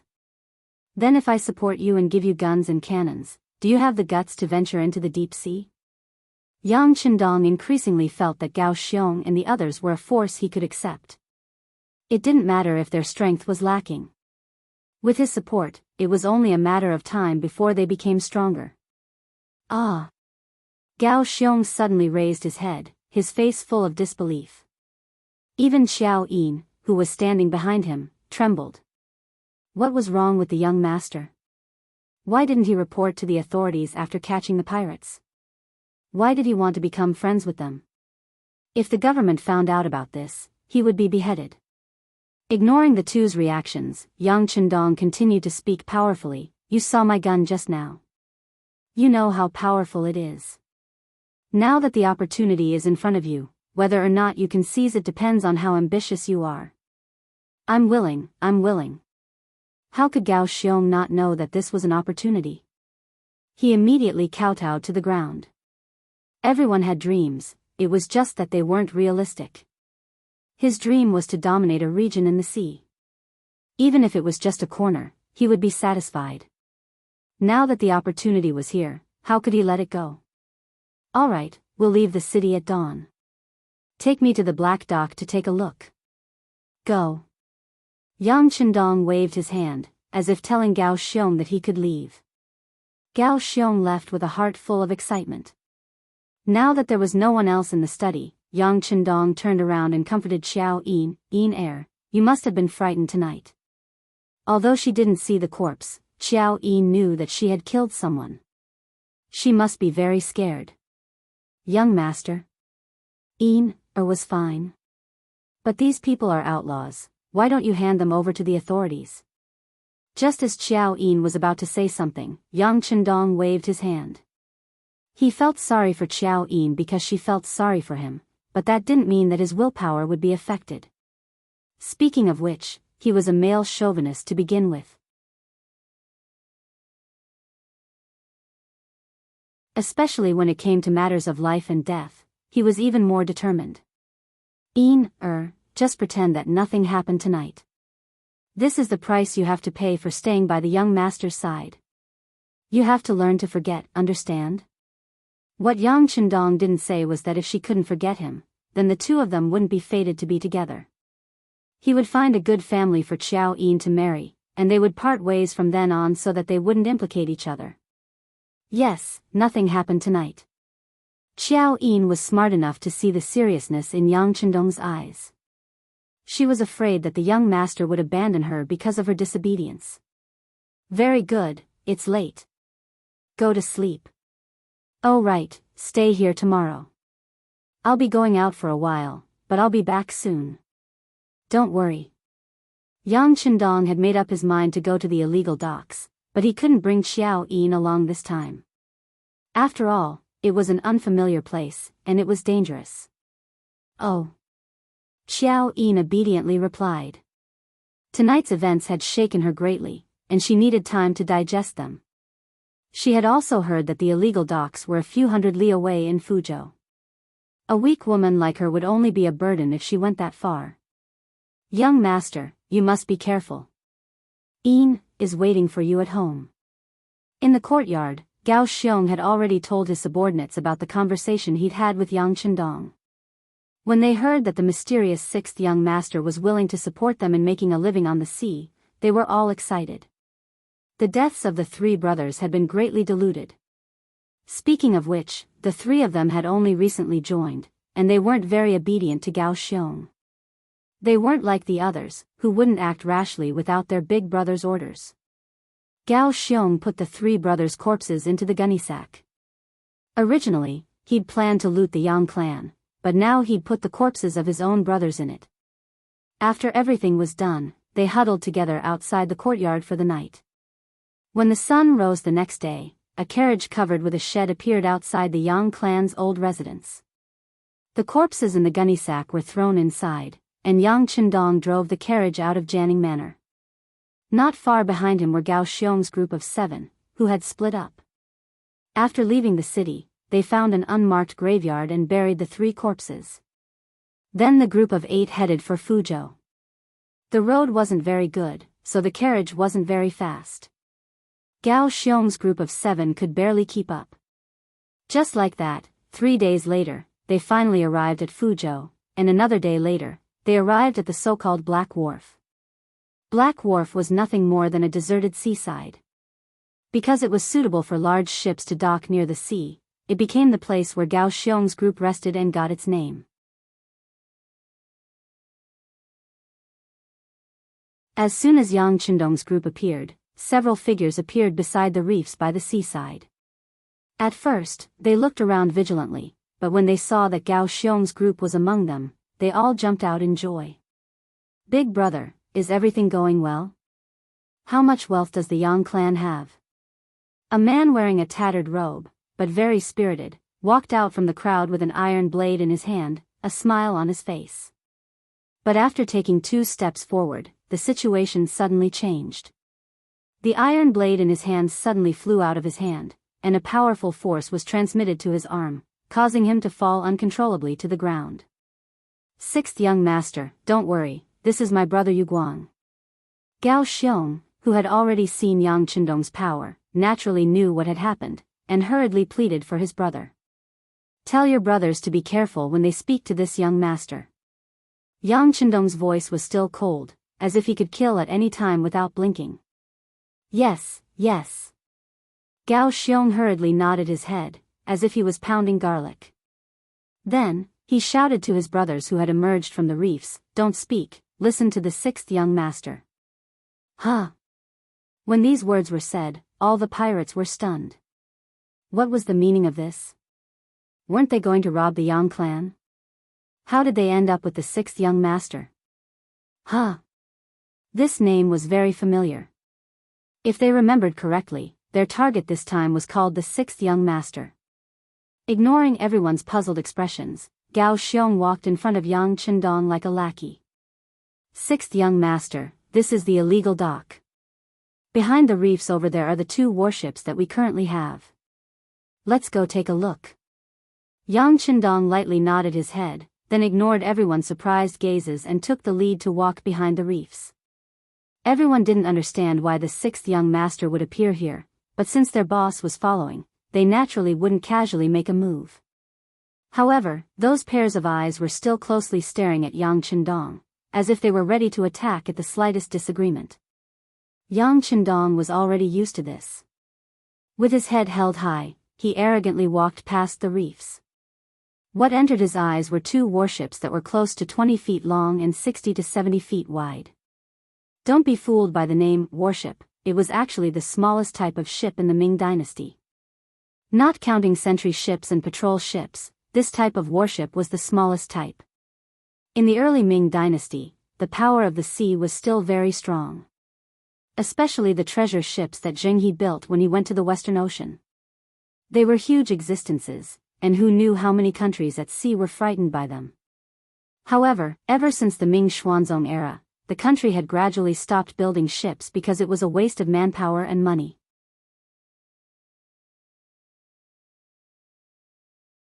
Until the current Minging Zone, they had directly banned the production of ships. Naturally, the production of ships had stopped, and some shipyards had closed down. The workers there had also been dismissed and returned home. It was because of the ban that the Japanese Empire was able to prosper in the future. Later on, Qi Jiguang fought against the Japanese on the coast. Since the treasure ships were no longer built, the next largest ship was the horse ship. The length of the horse ship was 37 feet long and 15 feet wide, and it was the second largest warship, The third was the grain ship, which was 28 feet long and 12 feet wide. The fourth was the passenger ship, which was 24 feet long and 94 feet wide. The last was the warship in front of them, which was 18 feet long and 60 feet wide. It had to be said that the frame of the Ming Dynasty ship was not small, but when it was used as a ship, the things inside were not worth mentioning. In Yang Chendong's eyes, other than a few bows and arrows, he could not see any other weapons. No wonder they could only deal with merchant ships that did not have any defensive capabilities. With such simple and primitive weapons, to be able to do such a thing, there would be a lot of losses. Moreover, to deal with merchant ships, they could only choose to deal with small targets. When Gao Xiong saw this, his heart skipped a beat. Could it be that the sixth young master did not like these ships? Speaking of which, his family was too shabby. Walking back to the shore from the ship, Yang Chendong looked at the 27 people in front of him. Although their clothes could be said to be shabby, their spirits were good. Apart from their skin being a little darker, their eyes were shining, and they were in good condition. This was the only thing he appreciated. Whether it was fighting a war or doing something, in the end, it was done by manpower. Therefore, human factors often directly determined whether things were good or bad. Looking at the crowd, Yang Chendong said in a clear voice, "My name is Yang Jitong. My courtesy name is Chendong. People call me the sixth young master. Your boss, Gao Xiong, wanted to kill me for money, but I discovered him and killed 3 of your brothers."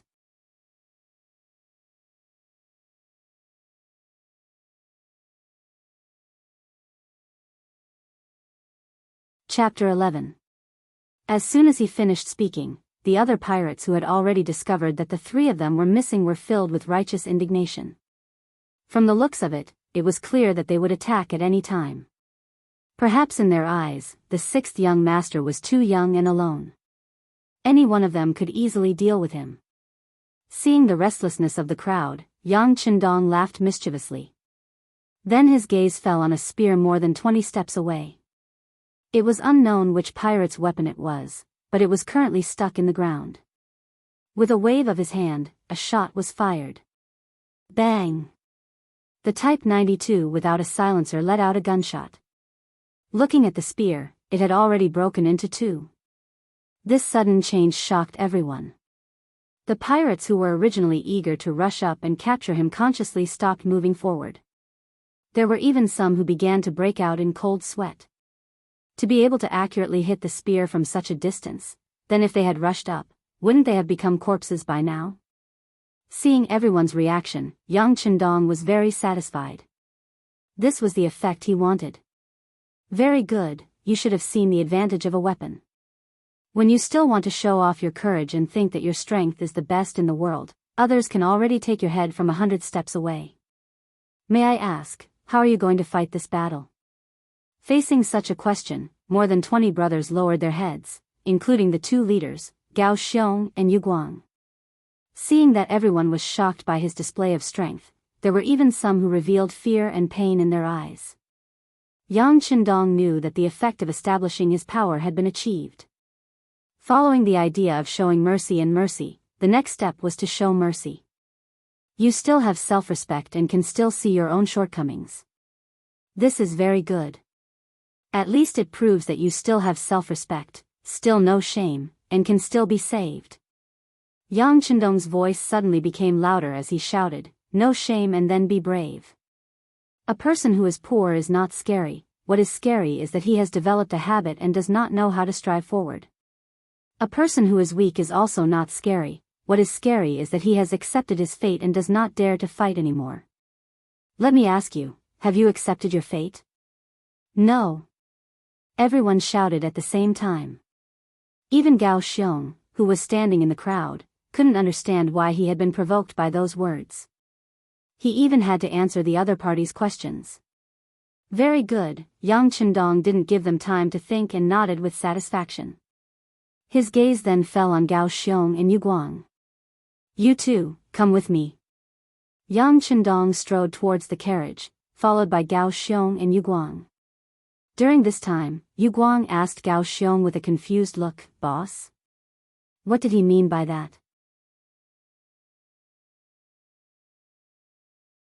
Also, isn't it said that the sixth young master of the Yang family is a literary star who has descended from the heavens, and only knows how to use the wondrous brush and blossoms technique, but his body is extremely weak? I don't know either. Shaking his head, Gao Xiong didn't know how to explain everything before him. He had thought that he was going to slaughter a little lamb that had yet to grow up. In the end, when he arrived, he discovered that it was a ferocious tiger that had just reached adulthood. That kind of contrast was as big as one could imagine.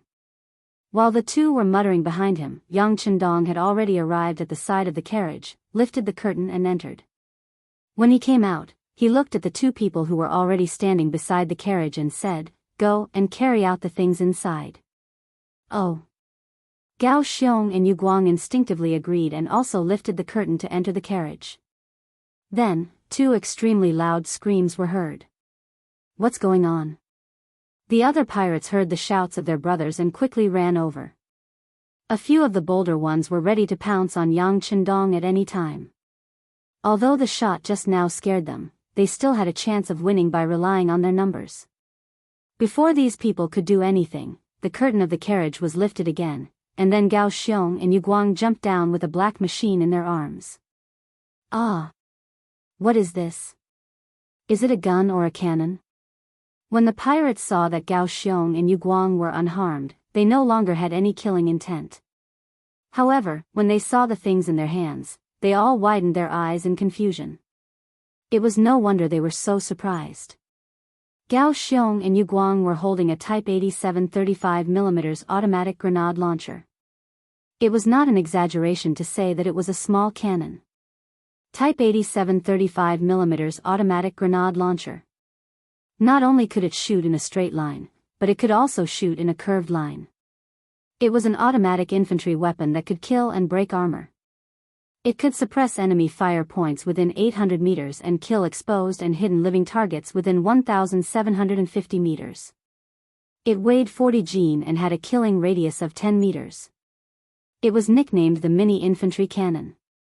It had 15 rounds of ammunition and the trigger was on the side. This was naturally the weapon that Yang Chendong took out from the large warehouse after inspecting the warship. Since he wanted to subdue this group of pirates, he needed to pay a price first. Otherwise, how could he dominate the sea? Gao Xiong and Yu Guang, who were smiling, did not know the name of this weapon, nor did they know how to use it. However, looking at this black thing, they naturally felt a sense of joy. In their opinion, this thing must be very useful. Put it on the ground. Yang Chendong wanted to intimidate everyone. He pointed at the mini infantry cannon in Yu Guang's hands. Oh. Yu Guang answered mechanically and carefully placed Little Pao on the ground like a bride. He was afraid that he would hurt Little Pao. All of you move aside. Looking at the crowd, Yang Chendong waved his hand. Very quickly, the scene was cleared.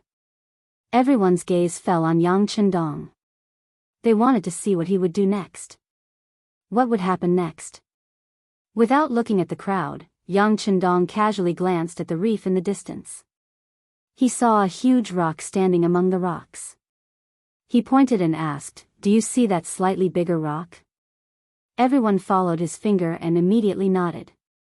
Yu Guang even took the initiative to answer, "I see it. That rock is about 700 steps away and weighs about 100 Jin." Oh. Hearing Yu Guang's answer, Yang Chendong's face was filled with joy. He didn't expect Yu Guang's eyesight to be so extraordinary. He really was a good seedling.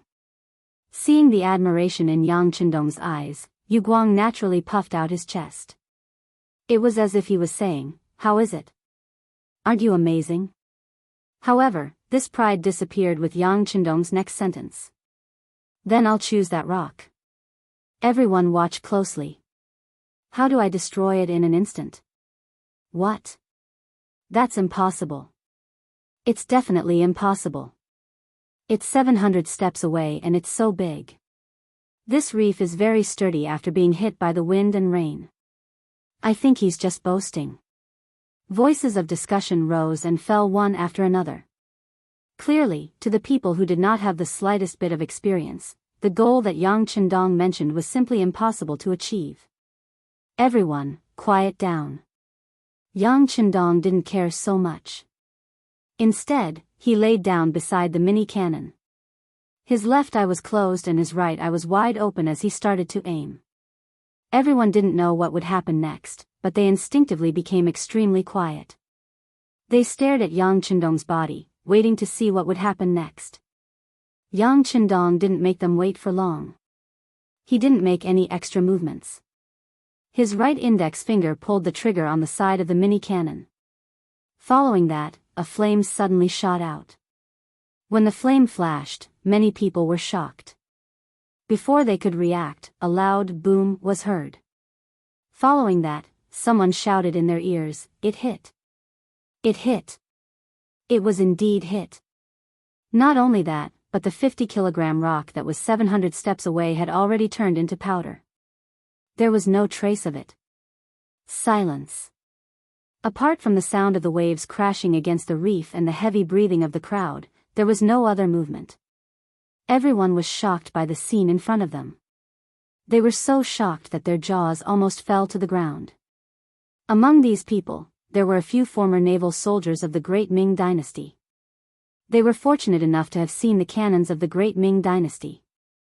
However, not only were those cannons huge, but they were also loaded from the muzzle. There was no rifling in the barrel. The cannons didn't have or only had very simple aiming and recoil devices. When firing, they often needed to be manually ignited. The cannons only had solid shells made of stone or iron. Occasionally, there would be a small number of explosive bombs, as well as scattershot made of stone, metal, or lead. It was almost impossible for such a cannon to accurately hit an object 700 steps away. Even if it was a coincidence, it wouldn't be able to turn the rock into powder like this. If there was a comparison, it would be like the difference between heaven and earth. Just imagine, if such a cannon met the cannons of the Great Ming Dynasty, what would happen? Even a fool would be able to tell. It would probably be completely destroyed before the enemy could even get close. Even if the enemy managed to get close, it would be very difficult for it to cause any fatal damage. With a single cannon, everyone became silent. After a quarter of an hour, a pudong sound was heard. It was the sound of Gao Xiong, who was hugging another mini cannon, kneeling on the ground.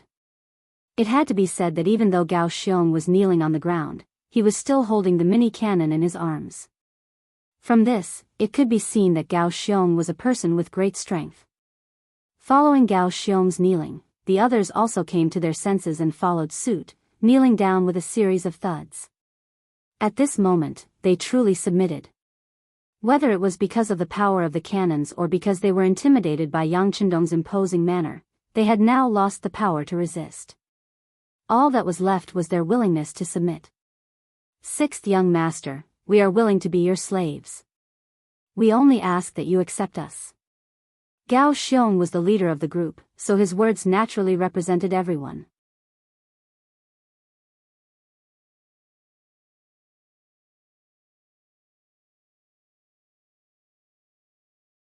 Chapter 12. What was different from before was that after he said this, no one objected. It was clear that they had tacitly agreed to this fact. To put it nicely, they were pirates. However, in reality, they were not doing well. Otherwise, they would not have thought of going to Jianghu Prefecture, which was hundreds of miles away. Now that they finally saw hope, they naturally wanted to grab hold of it. There were a total of 27 people kneeling on the ground. This might not be worth mentioning in the eyes of others, but in Yang Chendong's eyes, this was not a small force. If used well, once it blossomed in the future, its effect would be shocking. It was like a small blade of grass. When it grew, it would also push away the boulder on its body, not to mention 27 people. Although he had long planned to take these people in, otherwise, he would not have traveled hundreds of miles to get here. However, when it came to accepting these people, Yang Chendong was still very cautious. He knew very well what kind of effect these weapons would have on the current Ming dynasty. It was not an exaggeration to say that it would be shocking. If he really exposed it too early, he was afraid that he would become the target of public criticism. Unless he wanted to rebel, there would be no place for him in the world. Caution had always been Yang Chendong's way of life. Otherwise, after completing so many missions in his previous life, who knew how many times he would have died? Are you willing to take me as your master? Under the expectant eyes of everyone, Yang Chendong finally spoke slowly.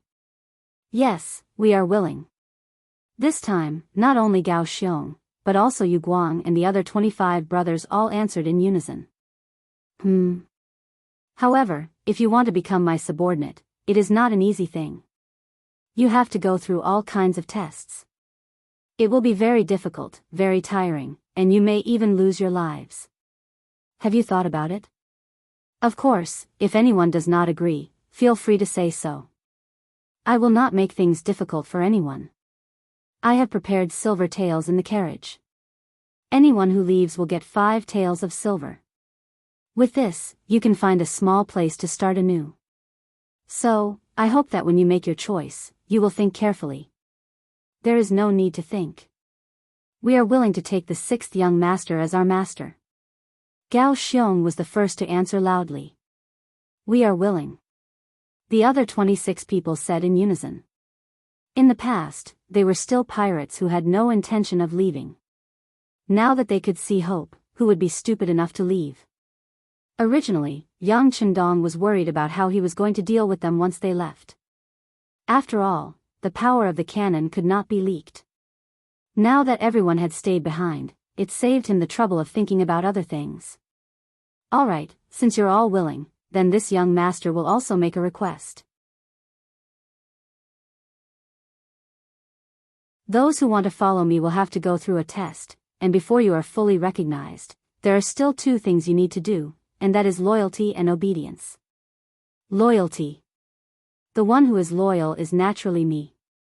No matter when or where, I cannot betray you.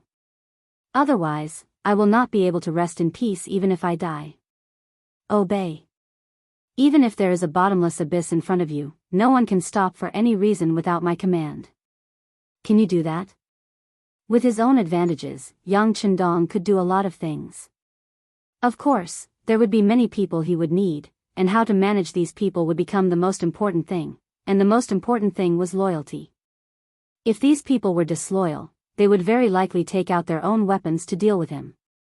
If that was the case, he would be smashing his own foot with a rock. We can do it. In this life, we will only serve the 6th young master. If we violate this oath, may the heavens strike us with lightning and we will die a horrible death. Gao Xiong reacted quickly and was the first to state his position. Following that, Yu Guang followed suit, and the remaining 25 people all gave the same speech. Good. Seeing that everyone had made the oath, at that time, the people were ignorant, and the binding force of the oath was still very strong. Yang Chendong chose to believe these people. Of course, this was only the initial belief. He would have various methods to make these people truly submit to him. After saying good, Yang Hodong shouted, "Now, this young master will give the first order. Everyone, stand up." Walala. Everyone stood up. What was worth mentioning was that Gao Xiong was still hugging the mini cannon and did not let go. Looking at him, it was as if he wanted to sleep with him and did not have any intention of letting go. Regarding this, Yang Chendong did not care. There were many good things like this in the warehouse. What could be used and what level could be used completely depended on how much progress these people would make and how much territory they would conquer. The Ming dynasty that had just experienced the rule of benevolence was still in its prime. It would only decline a few years later with the Tumu Castle Rebellion. Going against the great Ming dynasty at this time was not a wise decision. Luckily, the current Mingzong had banned the sea, and this left a big gap. If they only developed their forces on the sea, Yang Chendong believed that they would not reveal their strength. More importantly, they would be able to train their troops and create a lot of wealth at the same time. At that time, they would be able to occupy an island. Even if they were to fall out with the Ming dynasty one day, they would have a way out. In order to achieve this, the 27 people in front of him were the foundation. How to make use of them was something that needed to be carefully thought out. Regarding this, Yang Chendong used the separation training method. The separation training naturally meant that he would split up their small group and transfer the separated group to his side to receive training. This way, after interacting with each other for a long time, they would naturally develop feelings for each other. Adding on the fact that he had shown his strong side, their loyalty would be guaranteed. At this time, everyone stood up as if they were waiting for Yang Chendong's second order. However, the sixth young master did not give out any more orders. Instead, he chatted with everyone as if they were having a normal conversation. At the same time, he also said that he could stay here for 2 days. In these 2 days, he would first teach everyone how to use the mini cannon in order to increase their military strength and prepare for the expansion of their forces. Out of the 27 people, 7 people with good eyesight and strength were selected to begin simple training. Among them was Yu Guang. Originally, Gao Xiong also wanted to follow, but was rejected by Yang Chendong. Since he was the leader of this group, he needed to plan and strategize, and not personally kill the enemy. Of course, in order to convince Gao Xiong, Yang Chendong once again entered the carriage and took out 11 Type 81 automatic rifles.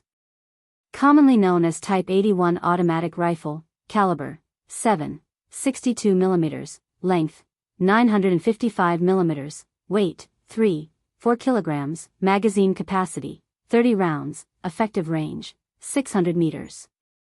Once the 11 Type 81 automatic rifles were taken out, the remaining 20 people's eyes lit up. They looked like men who had not seen women for a few years. They were just short of rushing forward to snatch them. Gao Xiong, come here. Ignoring everyone's excited gazes, Yang Chendong called Gao Xiong over and handed one of the rifles to him. Remember your gun number. Protect it as if it is your own life. If something goes wrong and your life is in danger, you must do one thing before you die. That is to throw this gun into the sea or smash it into pieces. Do your best to destroy it. Can you do it? Sixth young master, Gao Xiong can definitely do it. If it really comes to the point of death, I will destroy it first. I guarantee that it will be useless to anyone who obtains it. Gao Xiong replied loudly. His reward was a Type 81 automatic rifle from the future. There were still 10 left, but Yang Chendong did not immediately give them out. Instead, he looked at the 20 people and said, next, only half of you, which is only 10 people, will have the qualifications to be given a gun. As for who gets it, there will naturally be a competition. Next, everyone will practice aiming for an hour. After a day, I will give out bullets to everyone. Whoever performs well will naturally have the quota to be given a gun. Do you remember? Hearing that 1 out of 2 people could have a gun, the 20 people's eyes instantly lit up.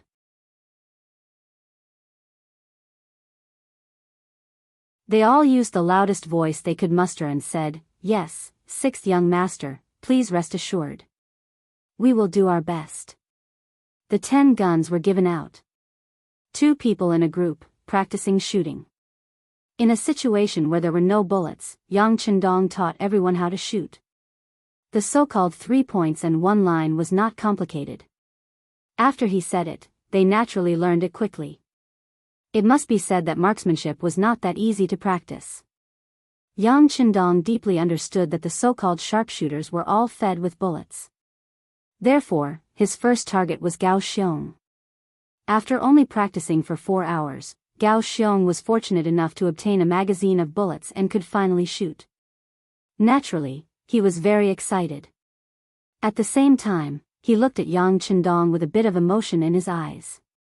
Gao Xiong thought that he was the first brother to be trusted. Otherwise, the 6th young master would not be afraid that he would turn around and aim with this godly weapon. Of course, how could the cautious Yang Chendong not know the existence of this danger? Therefore, he put on a bulletproof vest early on. The safety of the Type 92 pistol was also turned on. Once he felt that something was wrong, he could immediately attack. In the worst-case scenario, with the bulletproof vest, even if he was injured, it would be minimized to the lightest state. Gao Xiong finally fired his first shot.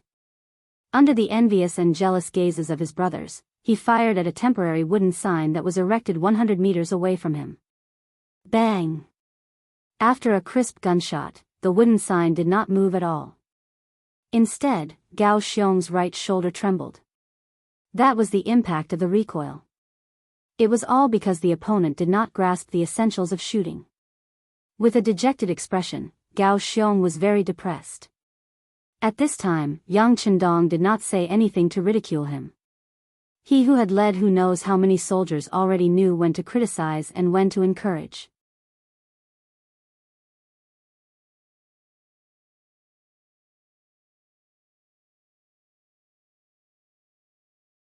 Chapter 13. Hold the gun tightly and use your right shoulder to support the butt of the gun. Breathe steadily and look straight ahead. Once you've calmed down, try firing. Gao Xiong followed the instructions seriously. When he felt that his body was no longer as agitated and his breathing had stabilized, his right index finger slowly touched the trigger. Then, he stared at the wooden sign in front of him. Bang! The second gunshot attracted the attention of the other brothers. When the first shot was fired, everyone laughed. Even though Gao Xiong was their boss, it did not stop them from making fun of him.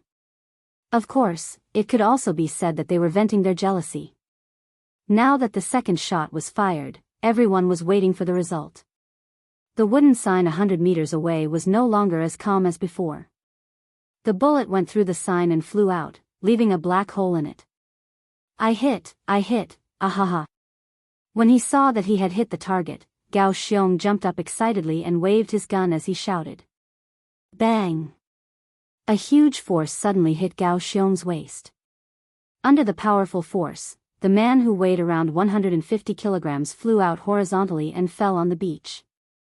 Everyone was stunned by the scene in front of them. They did not understand. Why did their boss get beaten up after hitting the target? They did not understand. That kick was from the sixth young master. His body did not look very majestic, so how did he have such explosive power? He was able to kick Gao Xiong, who was taller and stronger than him. Gao Xiong, who was kicked down, was also stunned. He did not know what he had done wrong. His waist was also hurting. He thought that the sixth young master was strong because of these godly guns that they had never seen or even heard of before. However, after this kick, he realized that he had underestimated the sixth young master's fighting ability. If the two of them were to fight, the chances of him winning would be very low. Throw the gun away. While he was still thinking about all kinds of questions, Yang Chendong's voice rang in his ears. Out of habit, he threw his Type 81 rifle to the ground. The gun was picked up again, but it was in Yang Chendong's hand. Then, a voice of criticism was heard. I've already told you that you can't point your gun at anyone. But you were so excited just now that you've pointed your gun at the brothers beside you countless times. Do you know which of our brothers would lose their lives if you accidentally fired the gun?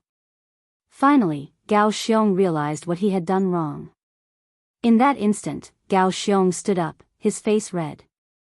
Sixth young master, I was wrong. Do you know your mistake? 100 push-ups, immediately.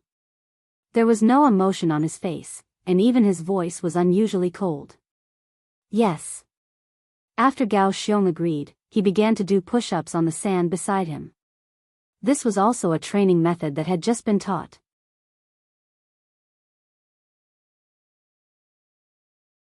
It was said that it could train all the muscles in the body. While Gao Xiong was doing push-ups, the others also had a warning in their hearts. It was a deep lesson for them to not point their guns at people casually. 2 days passed in the blink of an eye. The grenade launchers used by Yueguang and the others could already hit the target. Of course, this was the result of wasting hundreds of small shells. After leaving behind hundreds of shells, Yang Chendong took Yueguang away, leaving behind a small team of 6 people to control 2 grenade launchers. It was more than enough. On the other side, 10 gunmen out of the 20 people had been selected. After firing thousands of bullets, they could basically hit the target. It was just a matter of their results. Among them, Gao Xiong's marksmanship was the best. He had a gun alone, which meant that he had a considerable advantage. The 10 gunmen who had won first place looked excited. They held their Type 81 rifles lovingly. The 10 people who did not win the competition looked bitter. They looked listless, as if they had lost a family member. All right, the 10 of you listen to orders. Hand over the guns in your hands to the others. You and Yueguang will follow this young master back to Jianghu. Unexpectedly, Yang Chendong's words made a huge difference in the seemingly settled result. Before the 10 people could figure out why, the Type 81 rifles in their hands had already been snatched away by others. Then, it was their turn to look bitter. Yang Chendong didn't even spare them a glance. He would speak with facts. He decided to leave. Before he left, he called Gao Xiong alone and handed him a 6x30 scope binoculars. After I leave, you have to find a way to strengthen the team. At the same time, you have to understand the situation around you, especially the situation in Qiqian. Qiqian is the location of Tainan City in the future Taiwan Island. Don't be shy. The next time I come, I don't want to see you with only 2 warships. 6th young master, don't worry. With the things you gave us, we have the final say in the waters around here, Gao Xiong said confidently. It was no wonder he was so confident. With guns, cannons, and high-powered binoculars that could predict the enemy's movements, he really could not imagine who could be his opponent. He patted Gao Xiong's shoulder to comfort him. Yang Chendong turned around and left. Yu Guang and the other 10 brothers were reluctant to part with him. It was not easy to get guns and cannons, and they were the kind that were so powerful that they could be called divine objects. But they really did have to follow the 6th young master back to Jianghu. They did not know whether to be happy or sad. Yang Chendong did not have to drive the carriage himself. This time, sitting in the carriage, he finally experienced the feeling of being a shopkeeper who did not have to do anything.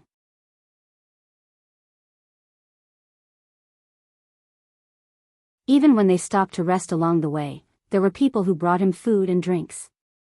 The only drawback was that the carriage was too bumpy. If it were not for his good physique, he would have fallen apart. The journey back was obviously faster. After only 3 days, they returned to Jianghu Prefecture and the Yang family's old mansion. The old housekeeper, Yang Chendong, had already brought people back from the Yang family manor. When Yang Chendong returned to the old mansion, he not only saw them, but also Tiger's Mane, who had returned a day earlier. Tiger's Mane had been arranged to look for servants. Over the past few months, he had spent 300 taels of silver. Finally, he had not come back empty-handed. He had brought back 30 strong men.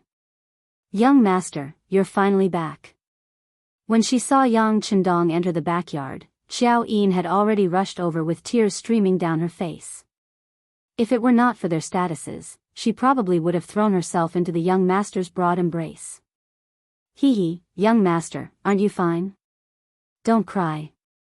You won't look good if you become a little kitten. Yang Chendong reached out and scratched Xiao Yin's nose, then laughed heartily. Young master. Tiger's Mane suddenly appeared in a half-kneeling position in front of Yang Chendong. You're back. It must have been a tiring journey. Looking at Tiger's Mane, who had been his study companion since he was young, but liked to play with weapons, Yang Chendong's eyes flashed with a rare gratification. It's not hard to work for young master. This time, I've brought a total of 30 brothers. They're all young and strong, and they don't have families to worry about. Hu Mang reported the results of the battle without even raising his head. This was one of the things that Yang Chendong admired about him. He was never arrogant because of his close relationship with others, and he knew his own status. Good. Where are they? Hearing that there were 30 people, Yang Chendong was very satisfied. If there were too few people, it would be useless. If there were too many, it would cause too much of a commotion. These 30 people were just right. In order not to attract attention, I arranged for them to be at the Yang family manor outside the city. Tiger's Mane was indeed very reliable. He had thought of everything that needed to be thought of.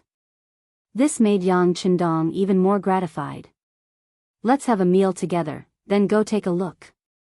After rushing for 3 days and eating a meal, he brought Tiger's Mane, Xiao Yin, and Yu Guang, who were waiting outside the Yang family manor, and rushed out of the city. Yang family manor. It occupied 1,000 mu of land. It was done when Yang Rongfu was still alive. Now that the master and madam had passed away, the sixth young master, who stayed behind to look after the house, became the actual owner. This wasn't the first time he came to Yang family manor.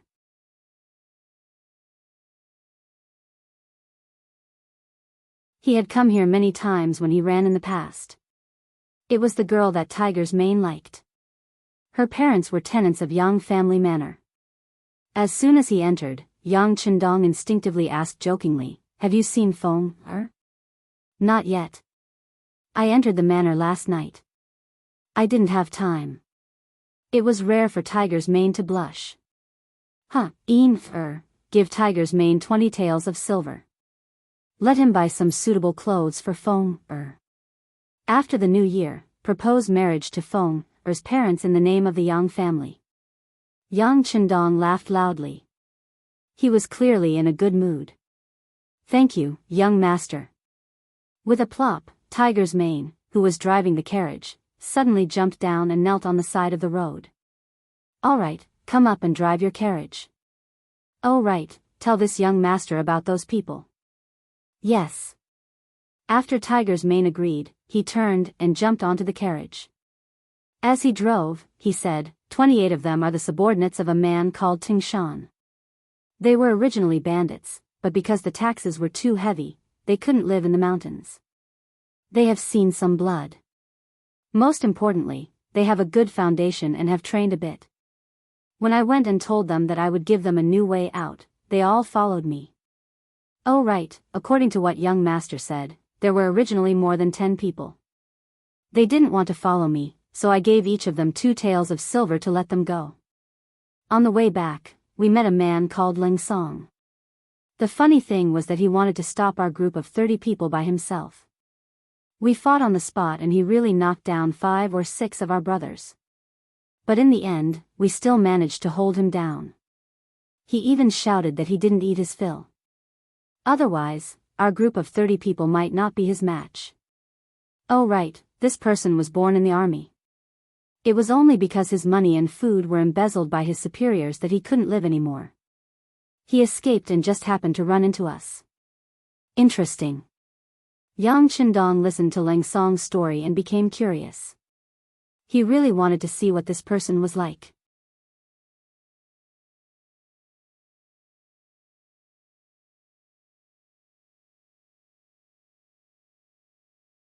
Chapter 14.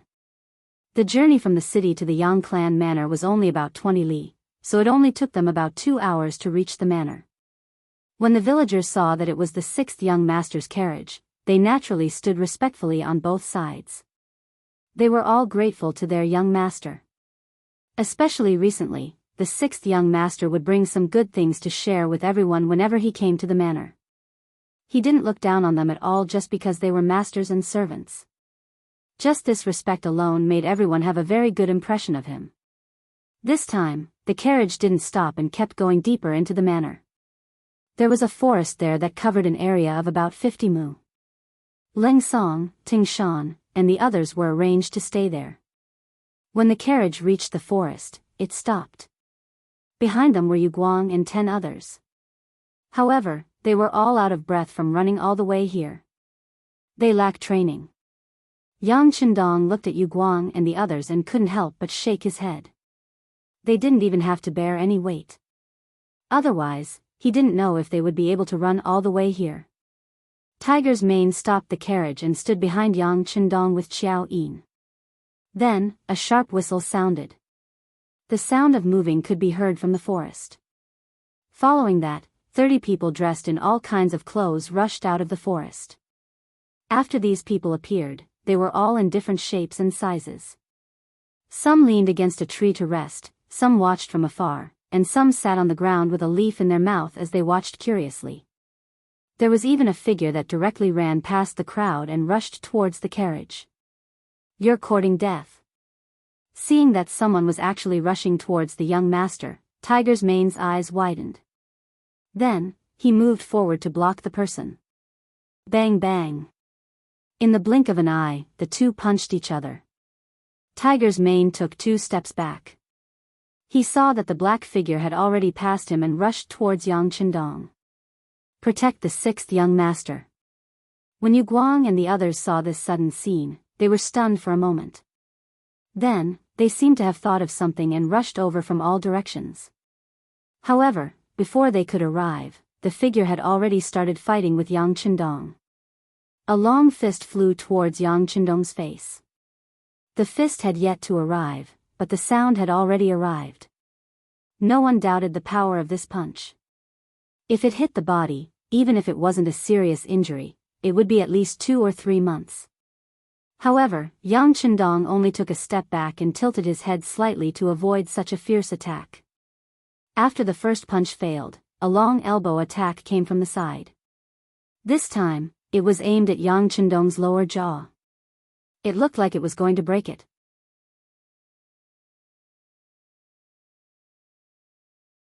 Once again, he tilted his head to the side and dodged the lightning attack for the second time. From the beginning to the end, Yang Chendong had only moved his feet twice and neutralized the attack. After failing to gain any advantage from the 2 consecutive attacks, the attacker seemed to be a little impatient. With a loud shout, he leaped up like a fish and swept his leg towards Yang Chendong's neck. The attack range of this sweep was very wide. It was impossible to dodge even if one wanted to. Since he couldn't dodge, there was no need to dodge. Yang Chendong narrowed his eyes. Both of his hands stretched out like lightning and accurately caught the flying leg amidst the chaotic attacks. Then, he forcefully turned around and swung his leg. That person was sent flying along with his leg. Under the powerful force, the person fell to the ground with a heavy thud. However, he was still forced to take a few steps back. Before he could regain his footing, Yang Chendong's counterattack had arrived. A flying fist smashed towards the attacker's chest like a flying immortal. This caused the person who came to raise his hands in panic, wanting to block the attacking hand gesture. The attacker's reaction was very fast. At the very least, he was able to think of defending himself before he could stabilize himself. This was not something an ordinary person could do. Unfortunately, this punch was a feint. Yang Chendong seemed to have expected the attacker to do this. The moment his right hand was blocked, he turned around and stretched out his left hand. Opening his palm, he changed his fist into a palm and slapped the attacker's eyes. This attack was fast and accurate. Caught off guard, the attacker's eyes were hit. For a moment, the attacker's eyes were blurred and he couldn't see anything clearly. Right at this moment, another large leg surged over and smashed into the newcomer's shoulder. The powerful force directly caused the newcomer to kneel on the ground with a plop. Then, without any reduction in strength, the leg continued to press down. Like a dog chewing on feces, the newcomer's face came into close contact with the ground. Good. Tiger's mane was the first to react. He immediately clapped his hands and cheered. Then, more than 40 people applauded and cheered. Among them, Xiao Yin was the most diligent. In just a short while, her hands turned red. His leg was still in an extended position until the applause sounded. Then, he slowly lowered it and shook his head. Not enough strength. Too slow. You don't know how to change your moves. Too bad. Lying on the ground, Ling Song, who was spitting out mud from his mouth, was really speechless. In the past, he had always been very proud. Since he was very young, he liked to practice martial arts. Because he was born in the military, the people around him were all barbarians. Over time, he learned many practical things and became the #1 expert in his garrison.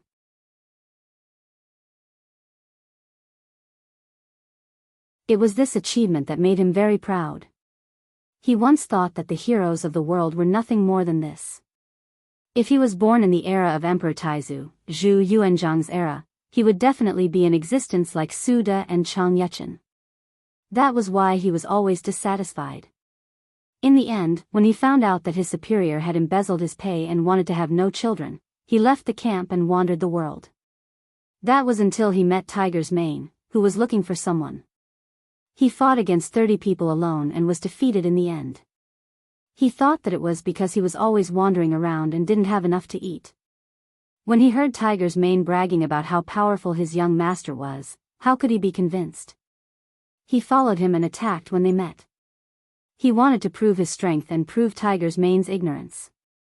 But who would have thought that after a round of fighting, he didn't gain the slightest bit of advantage? In the end, he was beaten to the ground. After he came to the Yang family manor yesterday, he was given a full meal. Now, he couldn't find any excuse to hide it. The defeated Leng Song stubbornly got up. Then, he shook his head, which was still a little dizzy, and walked out of the manor. This time, he had lost a lot of face. He even offended the young master here. Presumably, there would be no place for him. If he didn't leave now, was he going to call people to attack him? Leng Song took a step out. But just as he took a step, he heard an extremely unfamiliar voice. This is the behavior of a coward. You can't beat him, so you choose to run away. I'm not a coward. Leng Chang, who was born fearless, turned around and explained. But when he saw that the person who spoke was the sixth young master, he could only lower his head. There was no other reason. His skills were inferior. How could he have the right to shout? If you're not a coward, then why did you leave? Yang Qindong felt that the other party was a talent. Moreover, his skills were indeed not bad. If he had just arrived here, he was afraid that he wouldn't be able to beat this person. But now, his body had almost recovered. Moreover, as he grew older, his strength would increase and he would become stronger. Therefore, he liked this kind of martial talent even more. You're not leaving? Leng Song smiled bitterly and said, could it be that I almost hurt you? Will the young master still tolerate me? Why wouldn't he tolerate you? Besides, do you think you can hurt me? What a joke. If you want to find an excuse, then leave on your own. On the other hand, if you want to stay, I will give you such an opportunity. You will also accept the young master's training and eventually become someone like me. Then, maybe I will give you a chance to defeat me. Yang Qindong knew that people with ability had personality. If he wanted to keep such a person by his side, then ordinary persuasion would be useless.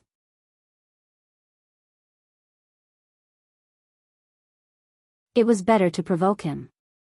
Perhaps it would be better to have a better effect. Sure enough, after these words, Leng Song didn't leave. He turned around and said, okay, I'll see how you train. One day, I will challenge you again and defeat you. I'll be waiting. After saying this, Yang Qindong didn't look at Leng Song again. Because he knew that this person wouldn't leave now, and he wouldn't leave in the future. Let's gather. Yang Qindong nodded to Tiger's Mane beside him. After showing his strength, he began to lecture them. Everyone, gather here. Tiger's Mane said with a red face. Just now, he didn't block Leng Song. If it wasn't for the young master's strength, he would have been at a disadvantage. If that happened, it would be tantamount to dereliction of duty, and he deserved to die. Tiger's Mane, whose face was red and even a little angry, shouted. Soon, Ting Shan and Yu Guang came over with everyone, including Leng Song. However, no matter how you looked at it, they all looked sloppy. In the words of the old people, they didn't even look like they were standing. Looking at the 40 people standing together and occupying a large area, Yang Qindong shook his head. This was simply a pile of loose sand. It seemed that he still had to teach them in the future. Quickly stand up straight. Tiger's Mane was still anxiously urging them, but those people didn't seem to be very obedient. They were still standing in a relaxed posture. One couldn't blame them. One group was sea pirates, and the other group was mountain bandits. They were used to being free and undisciplined. Now that someone suddenly wanted to control them, how could it be so easy? Bang! Just when everyone was still waiting to see how Tiger's Mane would react, a gunshot rang out. Everyone's eardrums seemed to have been shaken, and they all stood there, not knowing what to do. Just when everyone was curious about where the sound came from, a shocking scene appeared. Just behind them, a tree as thick as a person's wrist was actually cut in half. The thick tree trunk and leaves fell to the ground, giving people a great visual impact. You're tuning into the Carefree Valley YouTube channel. Don't forget to subscribe and join us on this journey to catch the most captivating stories.